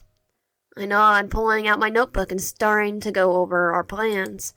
We forgot to ask our students about which foods they wanted for the cultural festival earlier. Plus, Ragatha and I need to work on our jokes as we MC the event. That's if people decide to present. The more I look at all the ideas we agreed on, the more I realize we're going to need to cram multiple days of work into tomorrow. I glance up at Ragatha squatting up at home plate. Her body tightly wounded as she holds the bat at the ready. A cool wind blows. Ragatha loads each softball into the back of the pitching machine, each one thumping softly against the earth. I want to look down at my notes and start trying to make a plan, but I can't keep my eyes off Ragatha. The first ball shoots out, and then her body recalls, her gleaming luteum bat swinging forward to meet the ball. With a sharp clank and a loud ping, the softball goes flying. One hit that would be impressive, but Ragatha keeps winding back up, her bat meeting each softball and sending it flying. She finishes the set and is already panting. Hey, Ryan, if you're not taking notes, would you mind helping me collect all the softballs? Sure. I nod, getting up from the bleachers and collect the softballs from the outfield. I help her load them again. The second time around, I manage to make a few more notes about the cultural festival. But I still pretty much memorized by Ragatha every time I woke up from the notebook. She finishes the set by sending a softball sailing over the far fence. Hey, Ryan! Yeah, I'll get the balls. I say, preemptively happy to help. Actually, I know you're watching me. Do you want to take a turn? Oh, Come on. I bet you can do a pretty good job. Besides, then I can check your notes and see if we have any ideas to offer. Now, it's not like I could tell her I didn't get work done because I can't stop looking at her. I'll give it my best shot. Ragatha nods excited. After we load up the machine, she leans against me, panting, putting a hand over my wrist. You gotta kind of stick your butt out, and then you just want to wind up your body and square your shoulders. She reaches up my shoulders. And don't be stiff, Ryan. Just let yourself move. How about you show me a few practice swings first? I nod, practicing the motion. Ragatha gives me a few more pointers. Before walking over to the pitching machine and turning on, she gives me a few slow, unhanded lobs. After a few swings, I get a good feel for when to hit the ball and where to aim my bat. Good job, Ryan. Ready for the machine? I nod, squaring up the plate. Ready. With a whirring sound, the pitching machine turns on. It's getting close to dark, so I squint my eyes, leaning forward a bit. Ryan, don't lean so far. You might get... And the last words I hear before a softball comes rocking out of the machine and slams into my head. Ryan! The world goes black as I fall backwards, pain radiating from my left eye socket. Where the softball hit me. I wake up in an unfamiliar room. A neon mannequin leans above me. Is Wyan okay? Well, they're pretty badly concussed. Cushion. I don't think should be doing anything, go anywhere alone. Nonsense. I try to stand up. I immediately feel oozy. I fall forwards, but thankfully Ragatha catches me. Oof. Why, be careful. The mannequin rolls his eyes.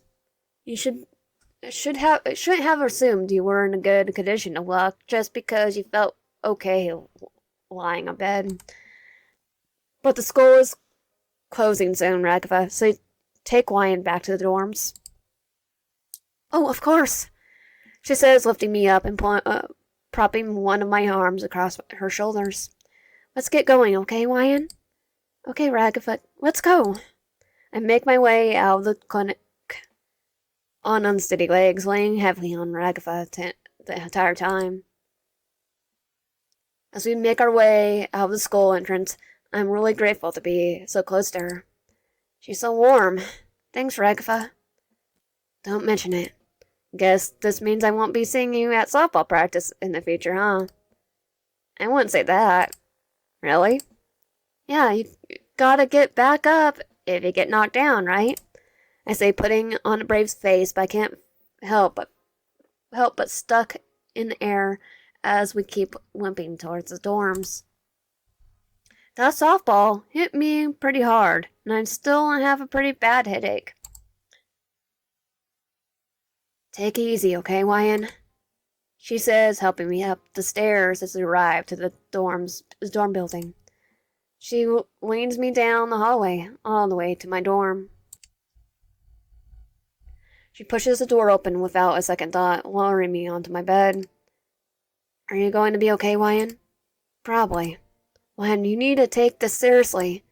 Even if I'm not okay, it's not like you'd stay here with me. I say, remembering how instant Ragatha has been up until now about curfew. Well, I mean, this is a special case.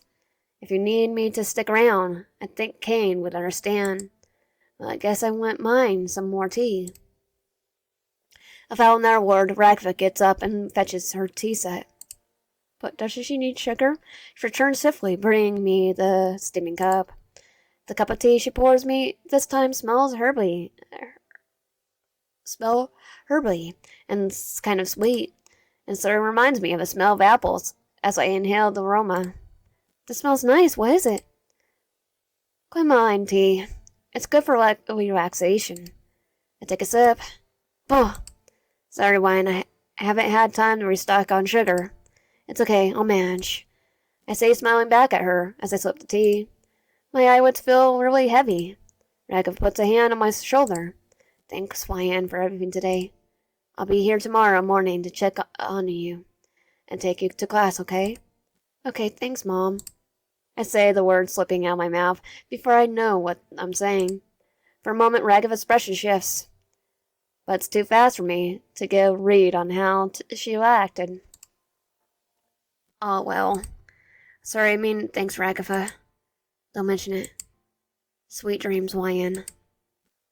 It's like, okay, that's probably awkward, call your mom. Well, not sure what her reaction was about, but that's okay. I can't fight off sleep any longer as Ragatha flicks off the lights in my room on her way out. Day 3 complete.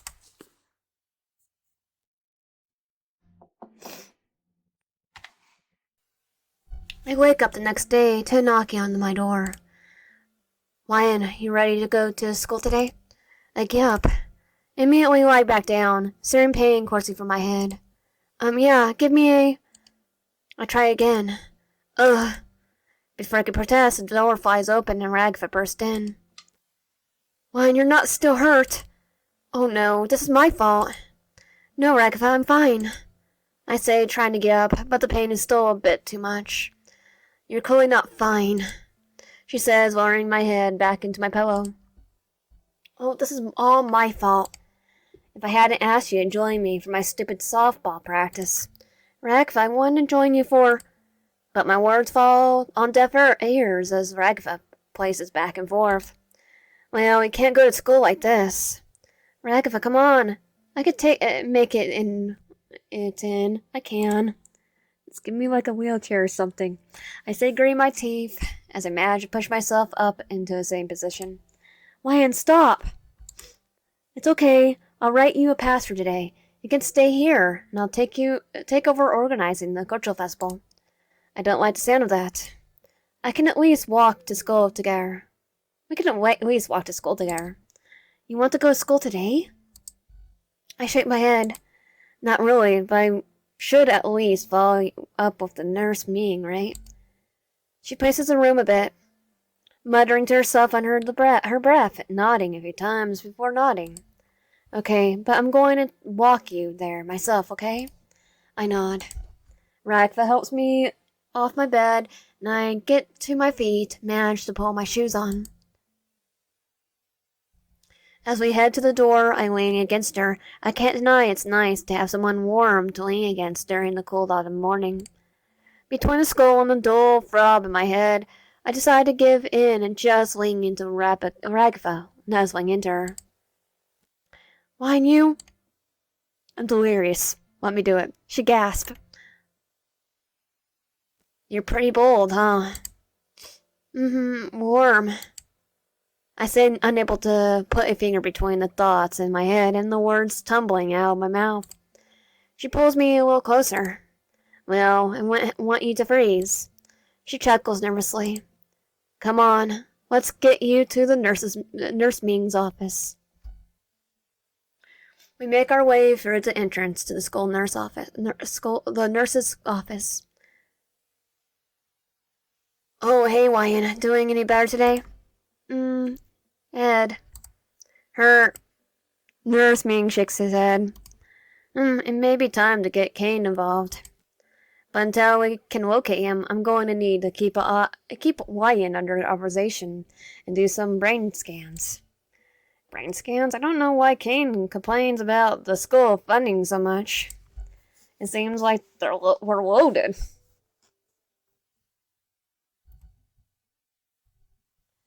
Will they be okay to go to classes? Nurse Ming shrugs. I don't know. And I don't want to assume anything until the brain scans come back. Hey, Wyan, I'll go ask everyone about their favorite foods and organize the culture festival today, okay? Wait, even my concussed state, I don't feel like that's a good idea. Weren't we supposed to work together on that? Wait, Ragatha... But before I can protest, Nurse Ming eases me into the bed. I'll be back for lunch, okay, Wyan? Maybe if you're feeling better, we can eat together. Wait! Before I could stop her, she's off. My thoughts start becoming more clear. She must blame herself for my energy. Oh, we already know that. But still, I don't want her running off on her own. We have a lot to do for the cultural festival. And based on what she told me yesterday, I really need to make sure she doesn't try to shoulder the whole burden of organizing the cultural festival alone. I feel like we were getting somewhere yesterday, and she was letting me in. But everything about the morning feels like she's shutting me out all over again. I let out a frustrated sigh as Nurse Ming puts an EEG cap on my head. Until we know exactly what the damage is, we can't rule out anything. But I can't focus on myself. I can only remember how guilty Ragatha looked this morning. I can't let her take this all alone. On alone. I have to help Ragatha, any means necessary. My eyelids flutter close. Cultural fair. I come into Nurse Ming's office. I already know I'm already there. As my vision unblurs, I see our strange principal. Oh, thanks, Kane. You're going to fix me up? Relax. A student in peril? He looks down at me. Principal Kane? Me! He does a little flourish in the air, that then freezes there, smiling upwards at some point for a few seconds. I break the awkward silence. What are you doing here? Why, I'm fixing you up. He smiles down at me with his terrible teeth. He produces a heavy-looking blue plastic mallet. And a 1 and a 2. No, wait! The hammer slams into my head before I can stop him. And yet, just as the hammer connects with my itching head, suddenly everything goes white. That worked? Well, mostly right. My thoughts still swarm around my head in disconnected mess. That's adorable. But I'm at least able to get at my bearings and stand up. Thanks, Kate. I'm feeling a lot better. You really should stay for observation. You shouldn't just assume you're alright without being absolutely sure. Kane, help me, I'm good. I agree, but there's no time for that. I need to find Ragatha and help her with the cultural festival. I wander through the halls. She could be anywhere. Eventually, I make my way to the library. Ragatha isn't here, but Pompey is. Maybe Pompey will know where she is. Oh, hey, Wyan. She winces as she looks at me. Do I really look that bad? Hey, Pompey, I was just wondering if you knew where Ragatha was. Probably in my pajamas. Are you sure, Wyan? That bump on your head looks like no joke. If I didn't help her, I can't think of anyone else who will. Poppy considers my words for a moment. I guess so, Wyan. But to be honest, I haven't seen her all day. Huh? What? Not even in homeroom? Poppy shakes her head. That's not like Ragatha. No. I feel like I might know where she is. Thanks, Poppy. No problem. She almost waves at me before stopping me. Oh, and if you find Ragatha, you could tell her I know I found just let her know I found a book on cultural festivals. So I'll be able to do the presentation like you guys asked for before. She gives me a small smile. Sorry if I wasn't really helpful yesterday. I return her smile. No worries, I definitely let Ragatha know when I find her. I must turn to leave again before I remember. Oh, Pompey, did you have any snacks or food requests for the festival tomorrow? Poppy blinks at me before scratching her cheek. Oh, maybe pretzels or something like that. I nod and take the mental note before heading back out to find Ragatha. I wander out into the hallway. Where was it again? I try to remember the way, realizing how truly massive the school is. After searching around a bit, the familiar abandoned hallway appears before me. I walk right into the door of the disused classroom Ragatha showed me yesterday. She's inside. I can't imagine why she's in here. I gently open the door. Hey, Ragatha. She looks up. Oh, Wyan, it's you. That didn't sound like confuses. Still, I take a seat next to her. We sit in silence for a while. Eventually, I decide to make the first move. Are you doing okay? She doesn't answer, but tightens her grip on her own forearms in a sort of self-hugging. I'm fine, Wyan. Really? Really. You should go. Hang out with everyone else. I'm sure they like to be spending time with you right now. Well, I wanted to spend time with you right now. Why? I just spent some time with Pompey. She cuts me off. Shouldn't you be more upset with me? I hurt you pretty bad. Could barely do anything to help. I push back. Is that what is bothering you? I'm not upset at you at all. She pauses for a moment. Yeah, I know. I'm sorry. There's something else wrong, isn't there? It's not like you to avoid everyone. I move a little closer. You could talk to me, Ragatha. She has a resigned sigh. I don't want to make anyone uncomfortable, especially not you. I let those words sit in the air between us for a bit before continuing. Well, I do want to talk about it, Ragatha. She looks at me, pain in her eyes. Please? Well, uh, me and our students, we, we don't get along. I think you get along with Pompey. That seems surprising, but I hear her out. Well, not as much as I'd like to. She looks away from me. I want to put a hand on her shoulder, but resist the urge. Me and Jax used to be on better terms, but things changed and got complicated. Gangle has Zoombel to hang out with, and they never available either. Even when I try to get closer to them, they just pulled away. What about Pompey? I mean, even on the first date together, we all made pasta. Ragatha gives me a weak smile. Pompey. For a while, I thought we were going to be super close, you know. But these days, she just seems so busy. And Jax got to be her partner for the culture festival. It's like I'm constantly fighting for her attention with Jax. Ragatha withdraws into herself even more, almost curling into a ball. It just gets old, getting left behind by other people, you know. She pauses a moment. It's like everything she says about me was true. She? As if Ragatha read my thoughts, she continues. My mom, she was a lot. I mean, nothing was ever good enough for her.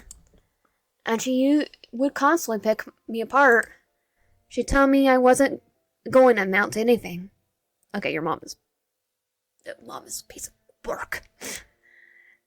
Tears began to well up in her eyes, that no one would put up with me.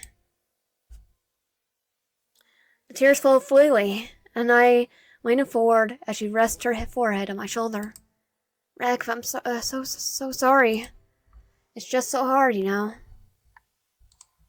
She mashes between sobs, never feeling like you're enough.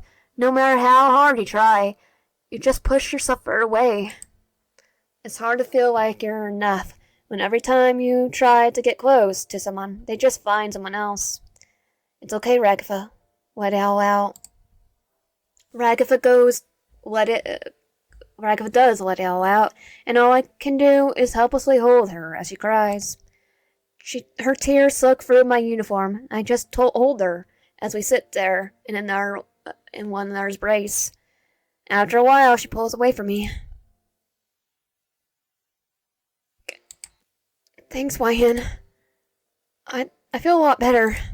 She looks up at me.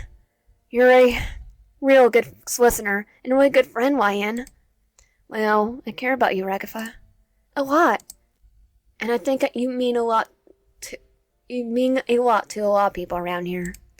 I think everyone's just knew how lonely you felt, and they all come together just to help you cheer up. You think so, Wyan? I nod. Well, maybe not Jax. Yeah, probably not Jax. Maybe it depends on the day. I don't even know why I told you all this. I just feel like I'm getting really close to you. Is that okay, Wyan? She looks up at me. I feel the same way, Ragatha. Even since the tour, I just can't stop thinking about you. Really? Yeah? Yeah, I don't know how to explain it, but I shrug helplessly. Well, maybe we don't have to decide what is. Not right now, at least. Maybe the best thing we could do right now is just focus on being there for each other. At least until we finish planning the cultural festival. She looks up at me with hope in her eyes. I can agree with that. Sure, we can avoid putting a label on things until we get the cultural festival stuff sorted out. Good. You're really sweet, Wyan. I'm really lucky I have someone like you around. Well, I'm not going anywhere, so I'm used to it. And besides, you walked me home after I got a concussion. Only after I put you in such a pitching in front of the pitching machine without a batting helmet. Maybe so, but still. Probably still get a concussion with the helmet on, to be honest. What do you say? Still finished organizing this festival? Ragatha nods in agreement. Oh, I talked to Pompey earlier. She said she found a book on cultural fairs and that she thinks she'll be able to put a little presentation for the fair. Really? Yeah, we So now we just need to check back in with Gangle and Zumbo. Oh, she also said she wants pretzels. Ragged wipes at her eye. Thanks, Brian. I don't know how I'll do this without you. Let's just be grateful that you don't have to. I smile at her, picking myself up from the floor and reaching out a hand to help Ragatha up. She takes it and gets to her feet, smiling at me. My heart skips a beat as our hands meet. It feels like electricity crawling up my arm. I try to hide my excitement. We enter the art room once again. We can see there's already twice as much art as there was the day before. Zumba and Gangle look like they are gathering it all up to start hanging. Hey guys, we're back. Ragatha smiles archly. This is amazing. Look at all this art. Zumba turns to us, arms full with heavy stacks of papers. Thanks, Ryan. We step deeper into the room, looking at the pieces they worked on. Ragatha takes notice of the familiar piece from the day earlier, but looks a little different this time. Oh, she finally got closed. She took my suggestion. Oh, this is the same one? Gangle approaches cautiously, a small smile on her mask. Took your advice and tried to make it a little more, appropriate. Is it okay? Ragatha has a relieved expression as she nods. Yes, thank you for that, Gangle. Gangle smiles at the reassurance. Oh, and I decided I will present my art with Zumbo at the cultural festival. Ragatha and I share a surprised look. Are you sure? I don't want you to do anything that make you uncomfortable, Gangle. Gangle nods. Public speaking isn't really something I like to do. She smiles at us shyly. I want to contribute just as much as everyone else, even if it's a little scary. I can't but let out a little sigh of relief. That's one less burden for Ragatha and I to deal with. Besides, I could present my pin-up series. Gangle smiles up at us cheerfully. Ragatha scratches her cheek awkwardly, but returns the smile. Okay, looks like we both have you down to present tomorrow. Oh, did you guys have requests for food? Zumba and Gangle look at each other for a moment, pondering my question. Ramen. Kebabs. I jot down their requests in my notebook before turning to Ragatha. Thanks, guys. You really did a great job. Gangle and Zumba nod as appreciatively. We both head out for the day, looking down at my notes before turning to Ragatha. It looks like everything's going to plan. I got the food picks and everyone is on board to present. All that's left is for us to ease. Ragatha huffs a relief sigh. I just hope Kane is satisfied with it. She says wearily. And I am. Kane pops up into existence in front of us, as if merely speaking his name summoned him to our location. Oh, it probably did. We both jump in the sudden appearance of our kooky principal. Graduation's Ryan, Ragatha. And to have put your blood, sweat, and tears in making sure this cultural fair goes off without a hitch. And I'm pretty big responsibility to keep all your classmates in check and make sure they stay on task. But you two did it. He gives us an exaggerated thumbs up. And for that, you both get a super duper extra special prize. You flourish in the air. Confetti pops from seemingly nowhere. A special prize? That's what I said. For one night only, you two could get to choose a sparkling new location to spend some much needed time without winding down from the week. He finishes saying this. His mouth stretches wide open. With the sound like an old fax machine, a piece of paper with a gold emblem of Kane slowly extrudes and reads, Certification of Accomplishment.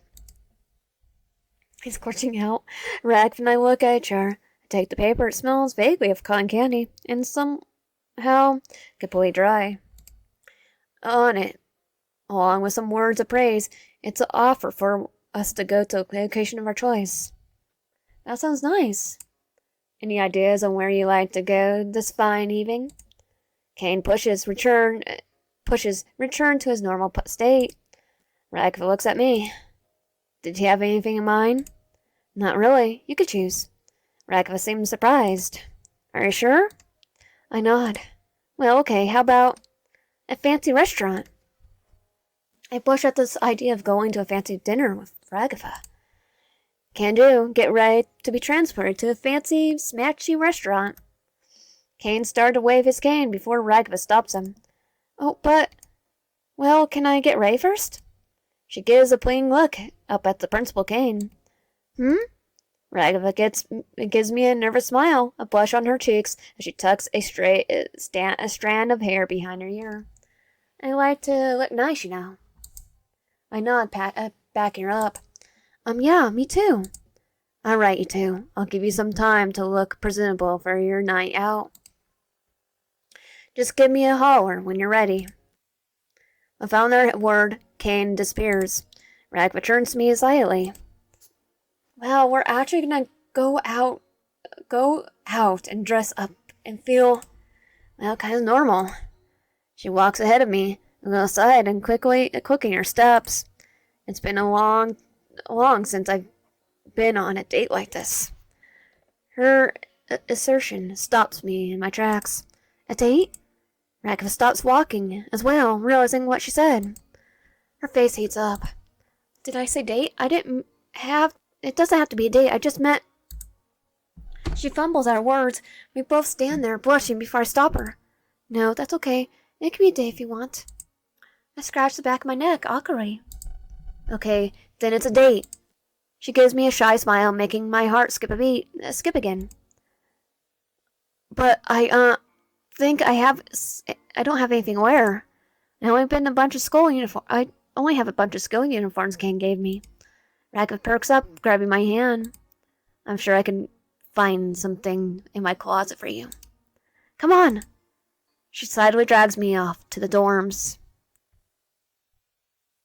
Ragatha immediately finds a beautiful dress for herself and gets changed in her bathroom before going back to her closet.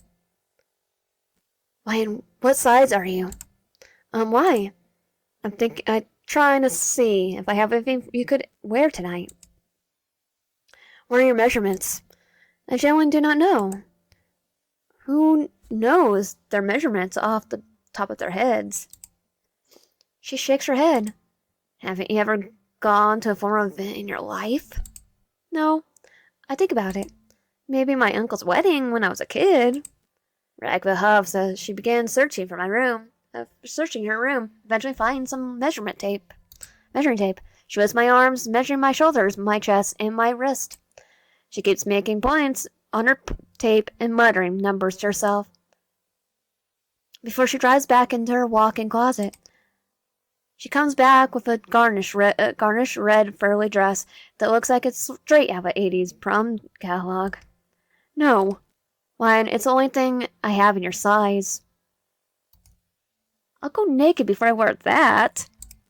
Ragatha huffs again. You're not going to a restaurant in your school uniform. Hey, it looks like a dress. Not really, but I don't want to look like I'm walked out of your grandma's prom. Just as Ragatha is about to retort, Principal Kane pops into existence from nowhere. Are you ready yet? Lan doesn't want to wear the outfit picked out for them. Kane's jaw drops, and he has to spend a moment picking his eyes off the floor as he fixes it. Yikes. I don't think anyone would want to wear that kind of outfit. But she's right, Lion. Your school uniform. It's a little lacking. He taps his cane against my school uniform, and the fabrics transform around me. Like some kind of messed up fairy godmother, I'm Cinderella. A perfect fitting shimmering dress hugs my curves. Even my wacky watch is now a studded affair with a gold-plated screen. Chop chop now, young lovers. We have a steady audience to keep engaged. With another tap of his cane, we were teleported to a bustling French restaurant. Ragf and I are already seated. In front of us, 2 menus are guided with guided lettering announce the restaurant's name. We close Vilix. As I flip open the menu, I realize every entry is in French. A waiter comes by and places a basket with assorted breads in front of us, as well as a fancy glass bottle containing water. He turns to Ragatha. Even Miss Matey, welcome to our finest dining establishment. He speaks in an accent that's definitely not French. Anything to get you started with today? And our waiter bumps our waiter harshly. I mean, he produces a card from his suit pocket.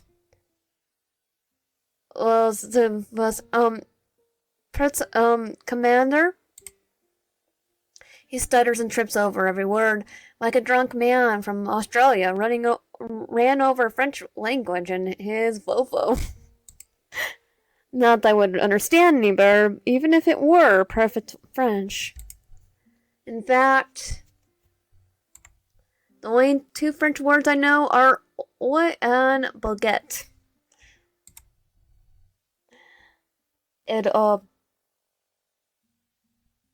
Bon appetit. There, I know that. Still, I decide to try impress Ragatha with the only French I know. Oi? Oui? Oh, we know that too. You need the little one. You need the little one, little mate. I blush. Ragatha stifles a chuckle, turning to our waiter gator. Well, need a minute. He gives us a appreciative nod before leaving us. I give Ragatha an awkward laugh before remitting. I don't know like any French. Ragatha gives me a warm smile. It's okay, Wyan. I can order for you if you aren't comfortable. I'm not, but it seems kind of lame to ask Ragatha to explain the whole menu to me. So I start looking at what's on the menu. One of the first things that catches my eye is a menu entry that actually has a word in English on it. It's because I'm stupid. It's under starters, so I offer to order it for us. I think I'll get an appetizer. This appetizer. Okay, that sounds nice. Our waiter comes back. Assembly completely forgotten the French thing again. Have you decided anything to order? Not just yet. Let's start with the escargot. You stupid? Right, pupils dilate as her face makes a 1,000-yard stare. Our waiter takes no notice of her, laying my order down. Sounds good. I'll put that in for ya, mate. So what did we order? He promptly leaves us before Ragatha can eject. Ragatha, are you okay?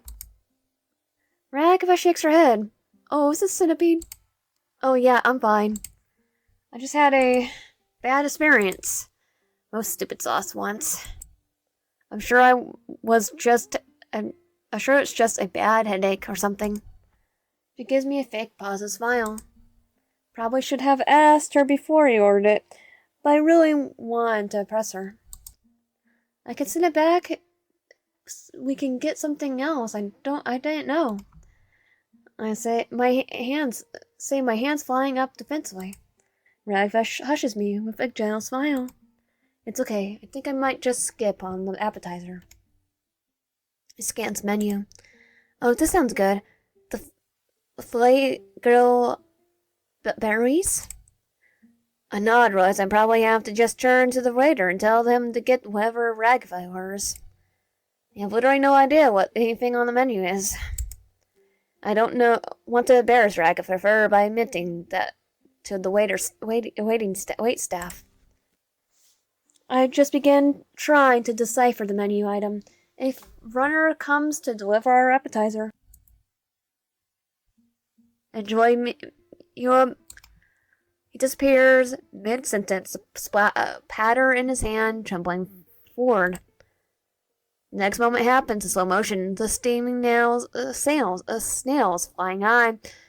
The dipping sauce slides forward. Onto Ragatha.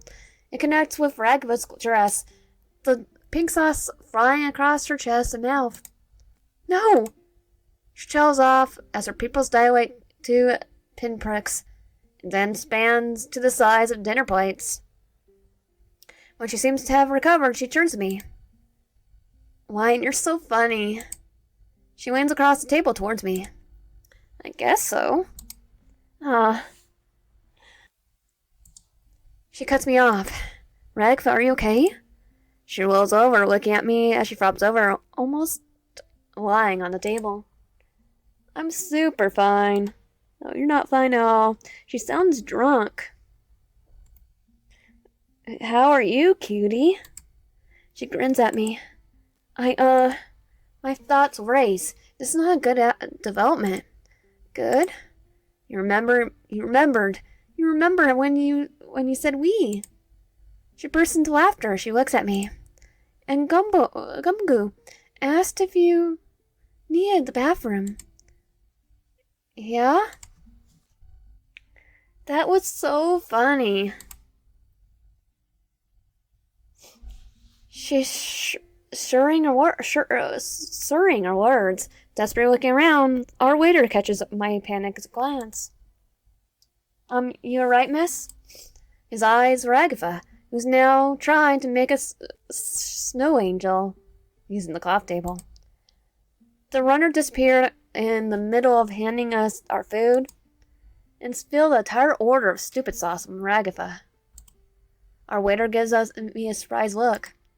That's not good. And their member of waiter staff notices us.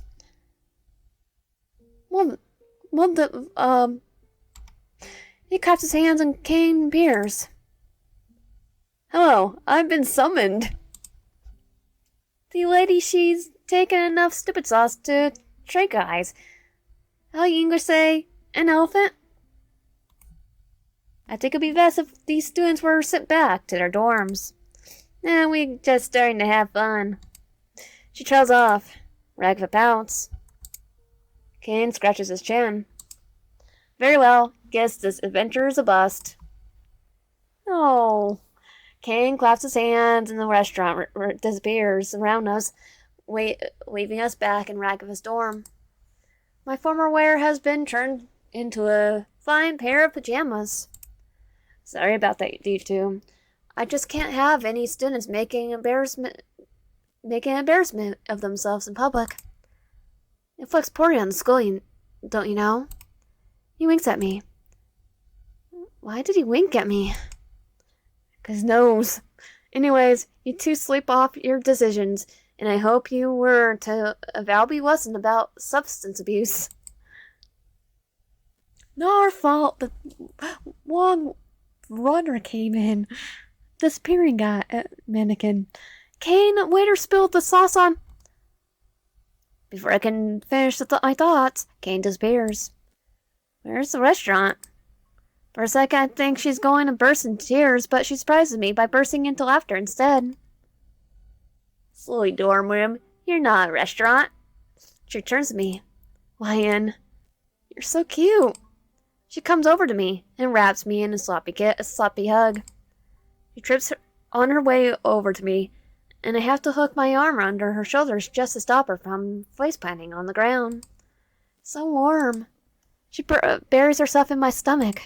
Ragatha! I help her to her feet as she laces her brace around me.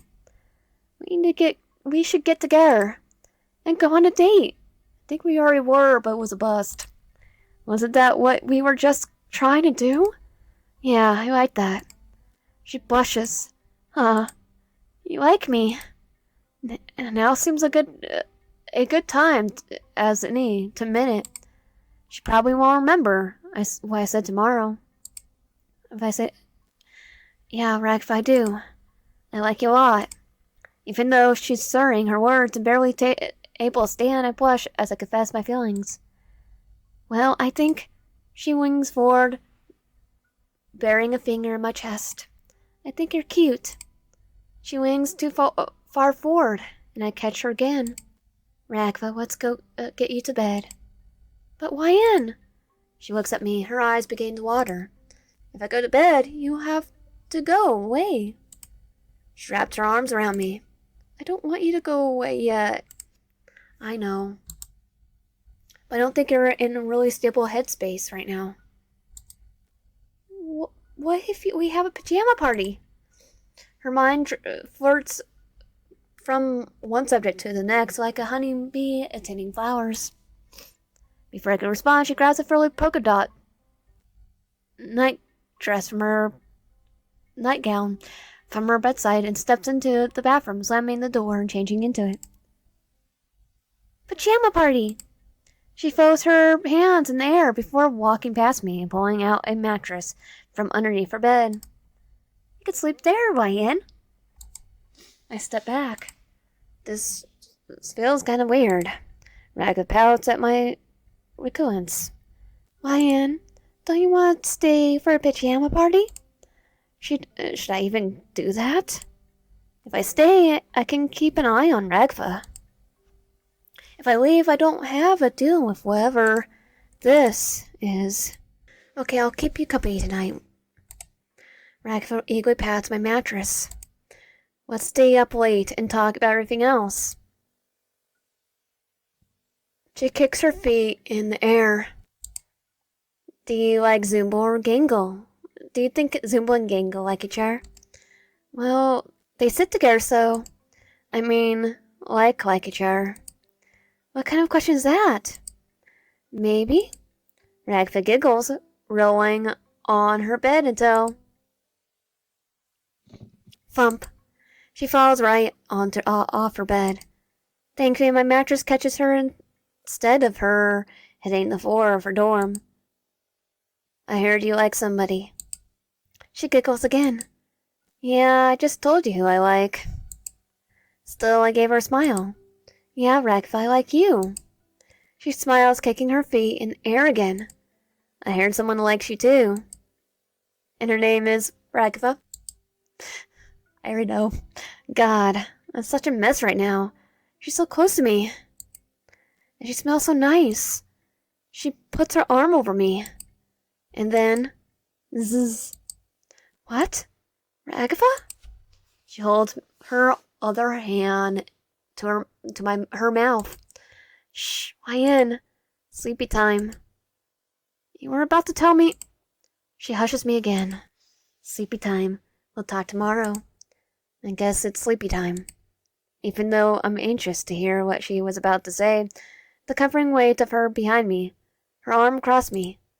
It's all so comforting, I fall asleep only a few minutes later. Day 4 complete.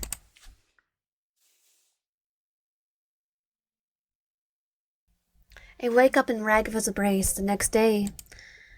I'm still dressed in my clothes she gave me yesterday.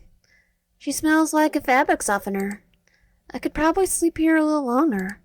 Ragatha wakes up with a start. Ryan, we have to go to the cultural festival, she says before doing a double take. Wait, Ryan? What are you doing here? Did we? No. She says her pupil's going squiggly. Oh no, I need to defuse the situation fast. No, don't worry, Ragatha. You just got some weird pink sauce spilled on you last night. And you wanted me to keep you company. She begins to calm down. You just fell asleep and didn't want to leave you alone while you acted weird. Now, that was really nice of you, Ryan. But, can you give me some privacy to get changed? I nod. We still going to the culture festival together? Definitely. I slowly get up and prepare to leave so Ragatha can change. but she grabs my wrist before I can leave. And, Ryan, she leans in. Thanks. You're really sweet, and I'm glad we hung out yesterday, even if the stupid sauce messed things up. What I want to say is that I secretly happy that even though she was got super stupid sauce all over her, I liked everything she said to me. I won't change anything about last night. But instead, I nod and gave her a smile before leaving her to change. Return to my dorm, find a uniform, a few enough wrinkles that won't stand out, and meet Ragatha outside the dorms. Ray, YN. She offers a hand. I take it as we walk to school. We walk to the cultural festival. Principal Kane is already here to greet us. Ragatha, YN, the stars of the show, come on. We've been waiting for you two. You have? You can start the show without our lovely MCs. Come on, take a stage, start us off. No time like the present. Oh gosh, Wine, are you ready for this? I take her hand and give it a reassuring squeeze. We're ready, I know it. And if we aren't, I'm sure they'll love it anyways.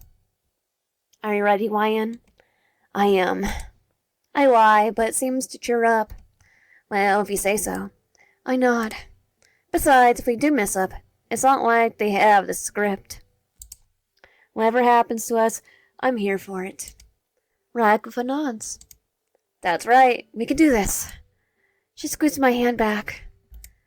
Together. We ascend the stage. At first, our performance is a bit stiff. I try to set up a joke and ask Ragatha a question, but she takes the question literally and ends up ruining the punchline. But the audience laughs anyways. It's funny not getting the punchline too, so... Now introducing our two resident artists, Gangle and Zumble. Without them, we wouldn't have the posters for the cultural festival. Ragatha nods. Yeah, Gangle and Zumble really came through for us. Without further ado, the art club's presentation. We step off the stage and take a breather as Gangle and Zumble show off their art. The audience applauds. Zumble has drawn a series of interesting dramatic patterns and a few imperfectionist style pieces of art of our classmates.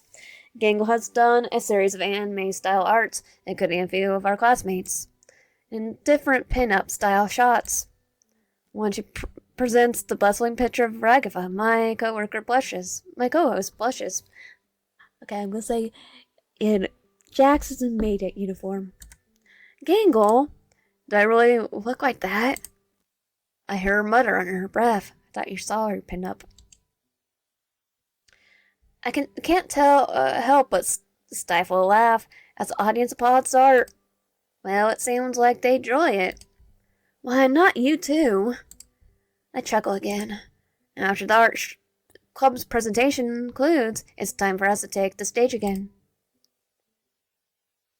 That was art club.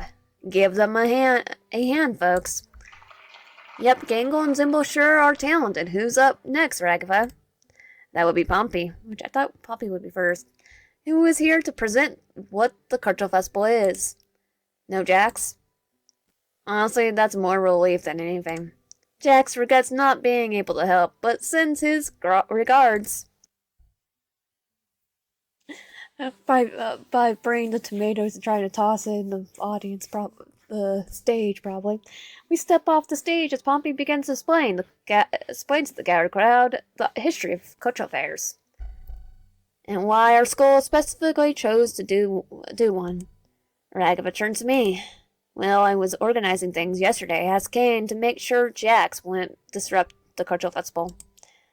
I didn't want him to make Jax sit the whole thing out or anything. So what's he to do then? Ragatha scratches her cheek.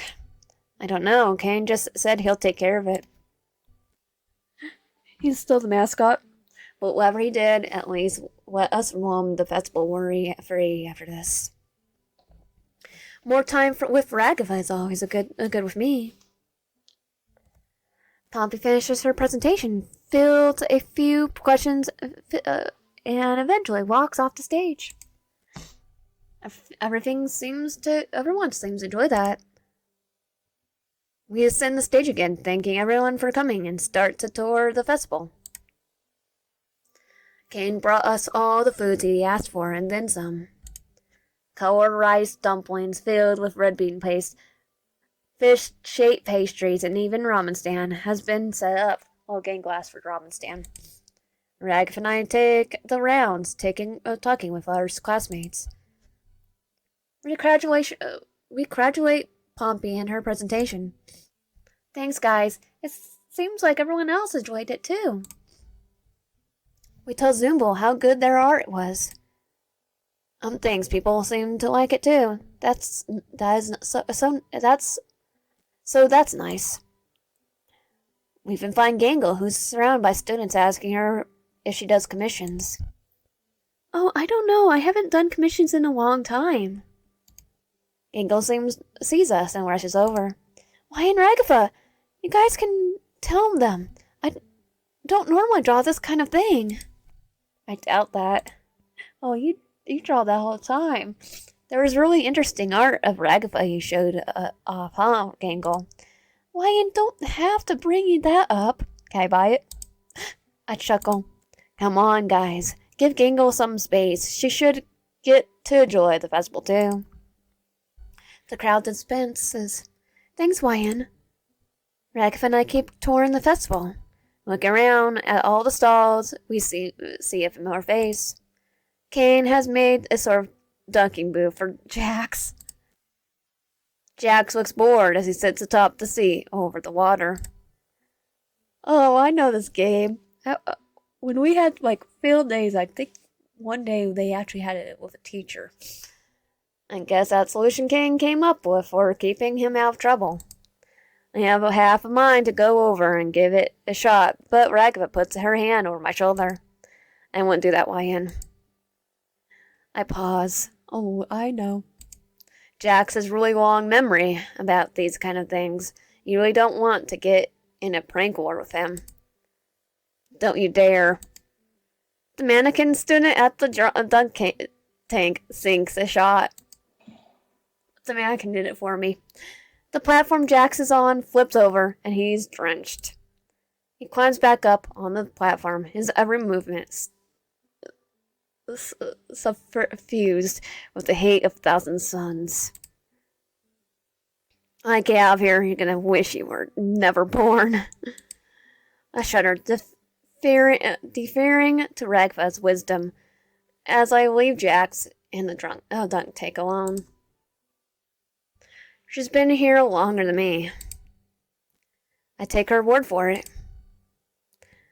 We keep touring the festival, watching Jax get tortured too, until eventually I find a quiet corner for us to talk alone. So, Ragatha, this is bad. I'm really sweating. So what's up, Wyan? About last night. What about last night? Well, I know you were on stupid sauce, and it was kind of late. Ragatha shifts, not looking, but doesn't look away. But I told you that I like you, and I trail off. Well, you never told me if you'd feel the same way. Wyan, she says, stuttering. That is, oh gosh, maybe I should just. She leans forward. She pulls me into a kiss before I can prepare. We linger together for a few seconds before she slowly pulls back. Does that, answer your question? My heart is beating about a minute, and I can hear it in my ears. I barely manage to stammer out. Yes! She leans in and kisses me again. Good. When you first came here, I didn't know what to think of you. I tried to build up a relationship with everyone else too, but I don't know.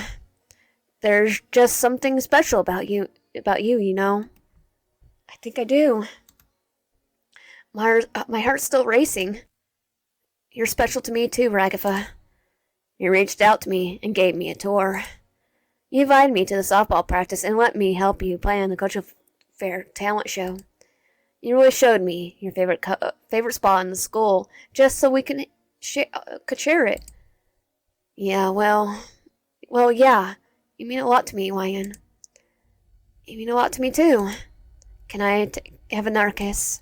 I nod, leaning in and giving her one more kiss. Oh, Wyan, I almost forgot. Me and everyone else are meeting after this cultural festival to set off some fireworks. You know, to celebrate the survival in another one of Kane's ventures. Would you like to go? As my partner? I nod, taking her hand in mine. Yes, Ragatha. I can't wait to go with you. We hold hands as we tour the rest of the cultural fair. When I first came here, I had no idea things would work out this way. But seeing Ragatha smile, feeling the soft warmth of her hand in mine, I wouldn't change a single thing about how this week went. Ragatha and I went to the dorms, parting ways to get changed for the after party. Upon getting to my dorm, I'm surprised to see a yukata has been folded and neatly draped on my bed. It has a note. I can only guess who it might be from. Kane. Dear Wyan, graduation's on your success with our resident ragdoll, Ragatha. Try saying that 5 times fast. You made it quite the impact on our little school. So, to commemorate that, I went to give you this. The fireworks yukata. It adds +3 to your defense stat. So you want me to go fight some demons with it? Seems like Kane is weird as ever. But I don't want to be the only one out of fashion. So I don the yukata and meet Ragatha at the door down the hall. When we meet back up, Ragatha's wearing a pink kimono with white flowers on it.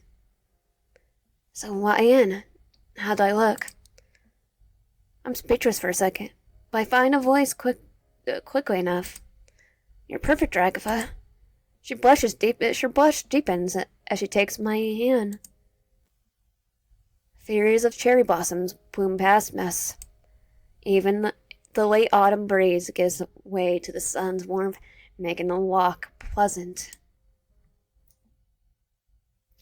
We went to the rooftop. Everyone else is waiting for us.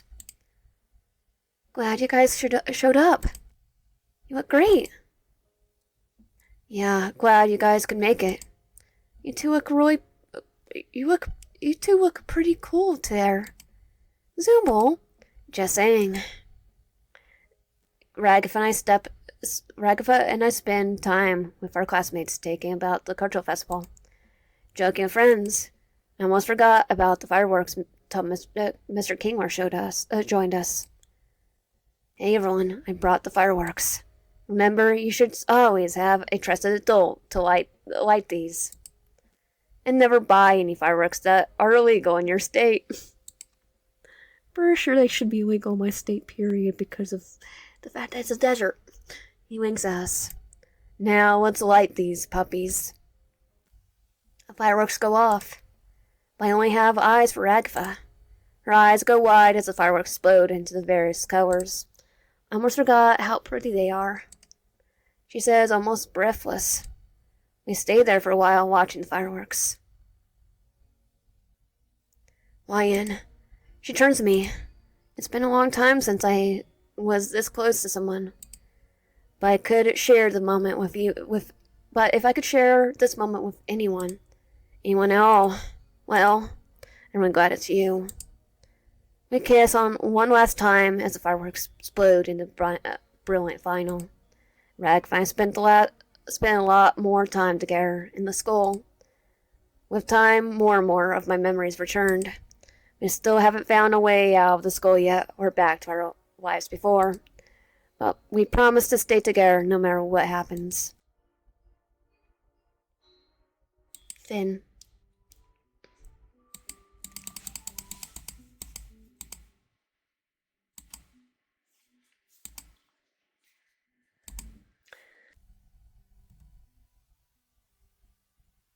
And that was the amazing Ragatha's route in the amazing digital dating simulator. If you like my content, please consider subscribing if you haven't already. Comment down below and liking the video. I'll see you guys next time.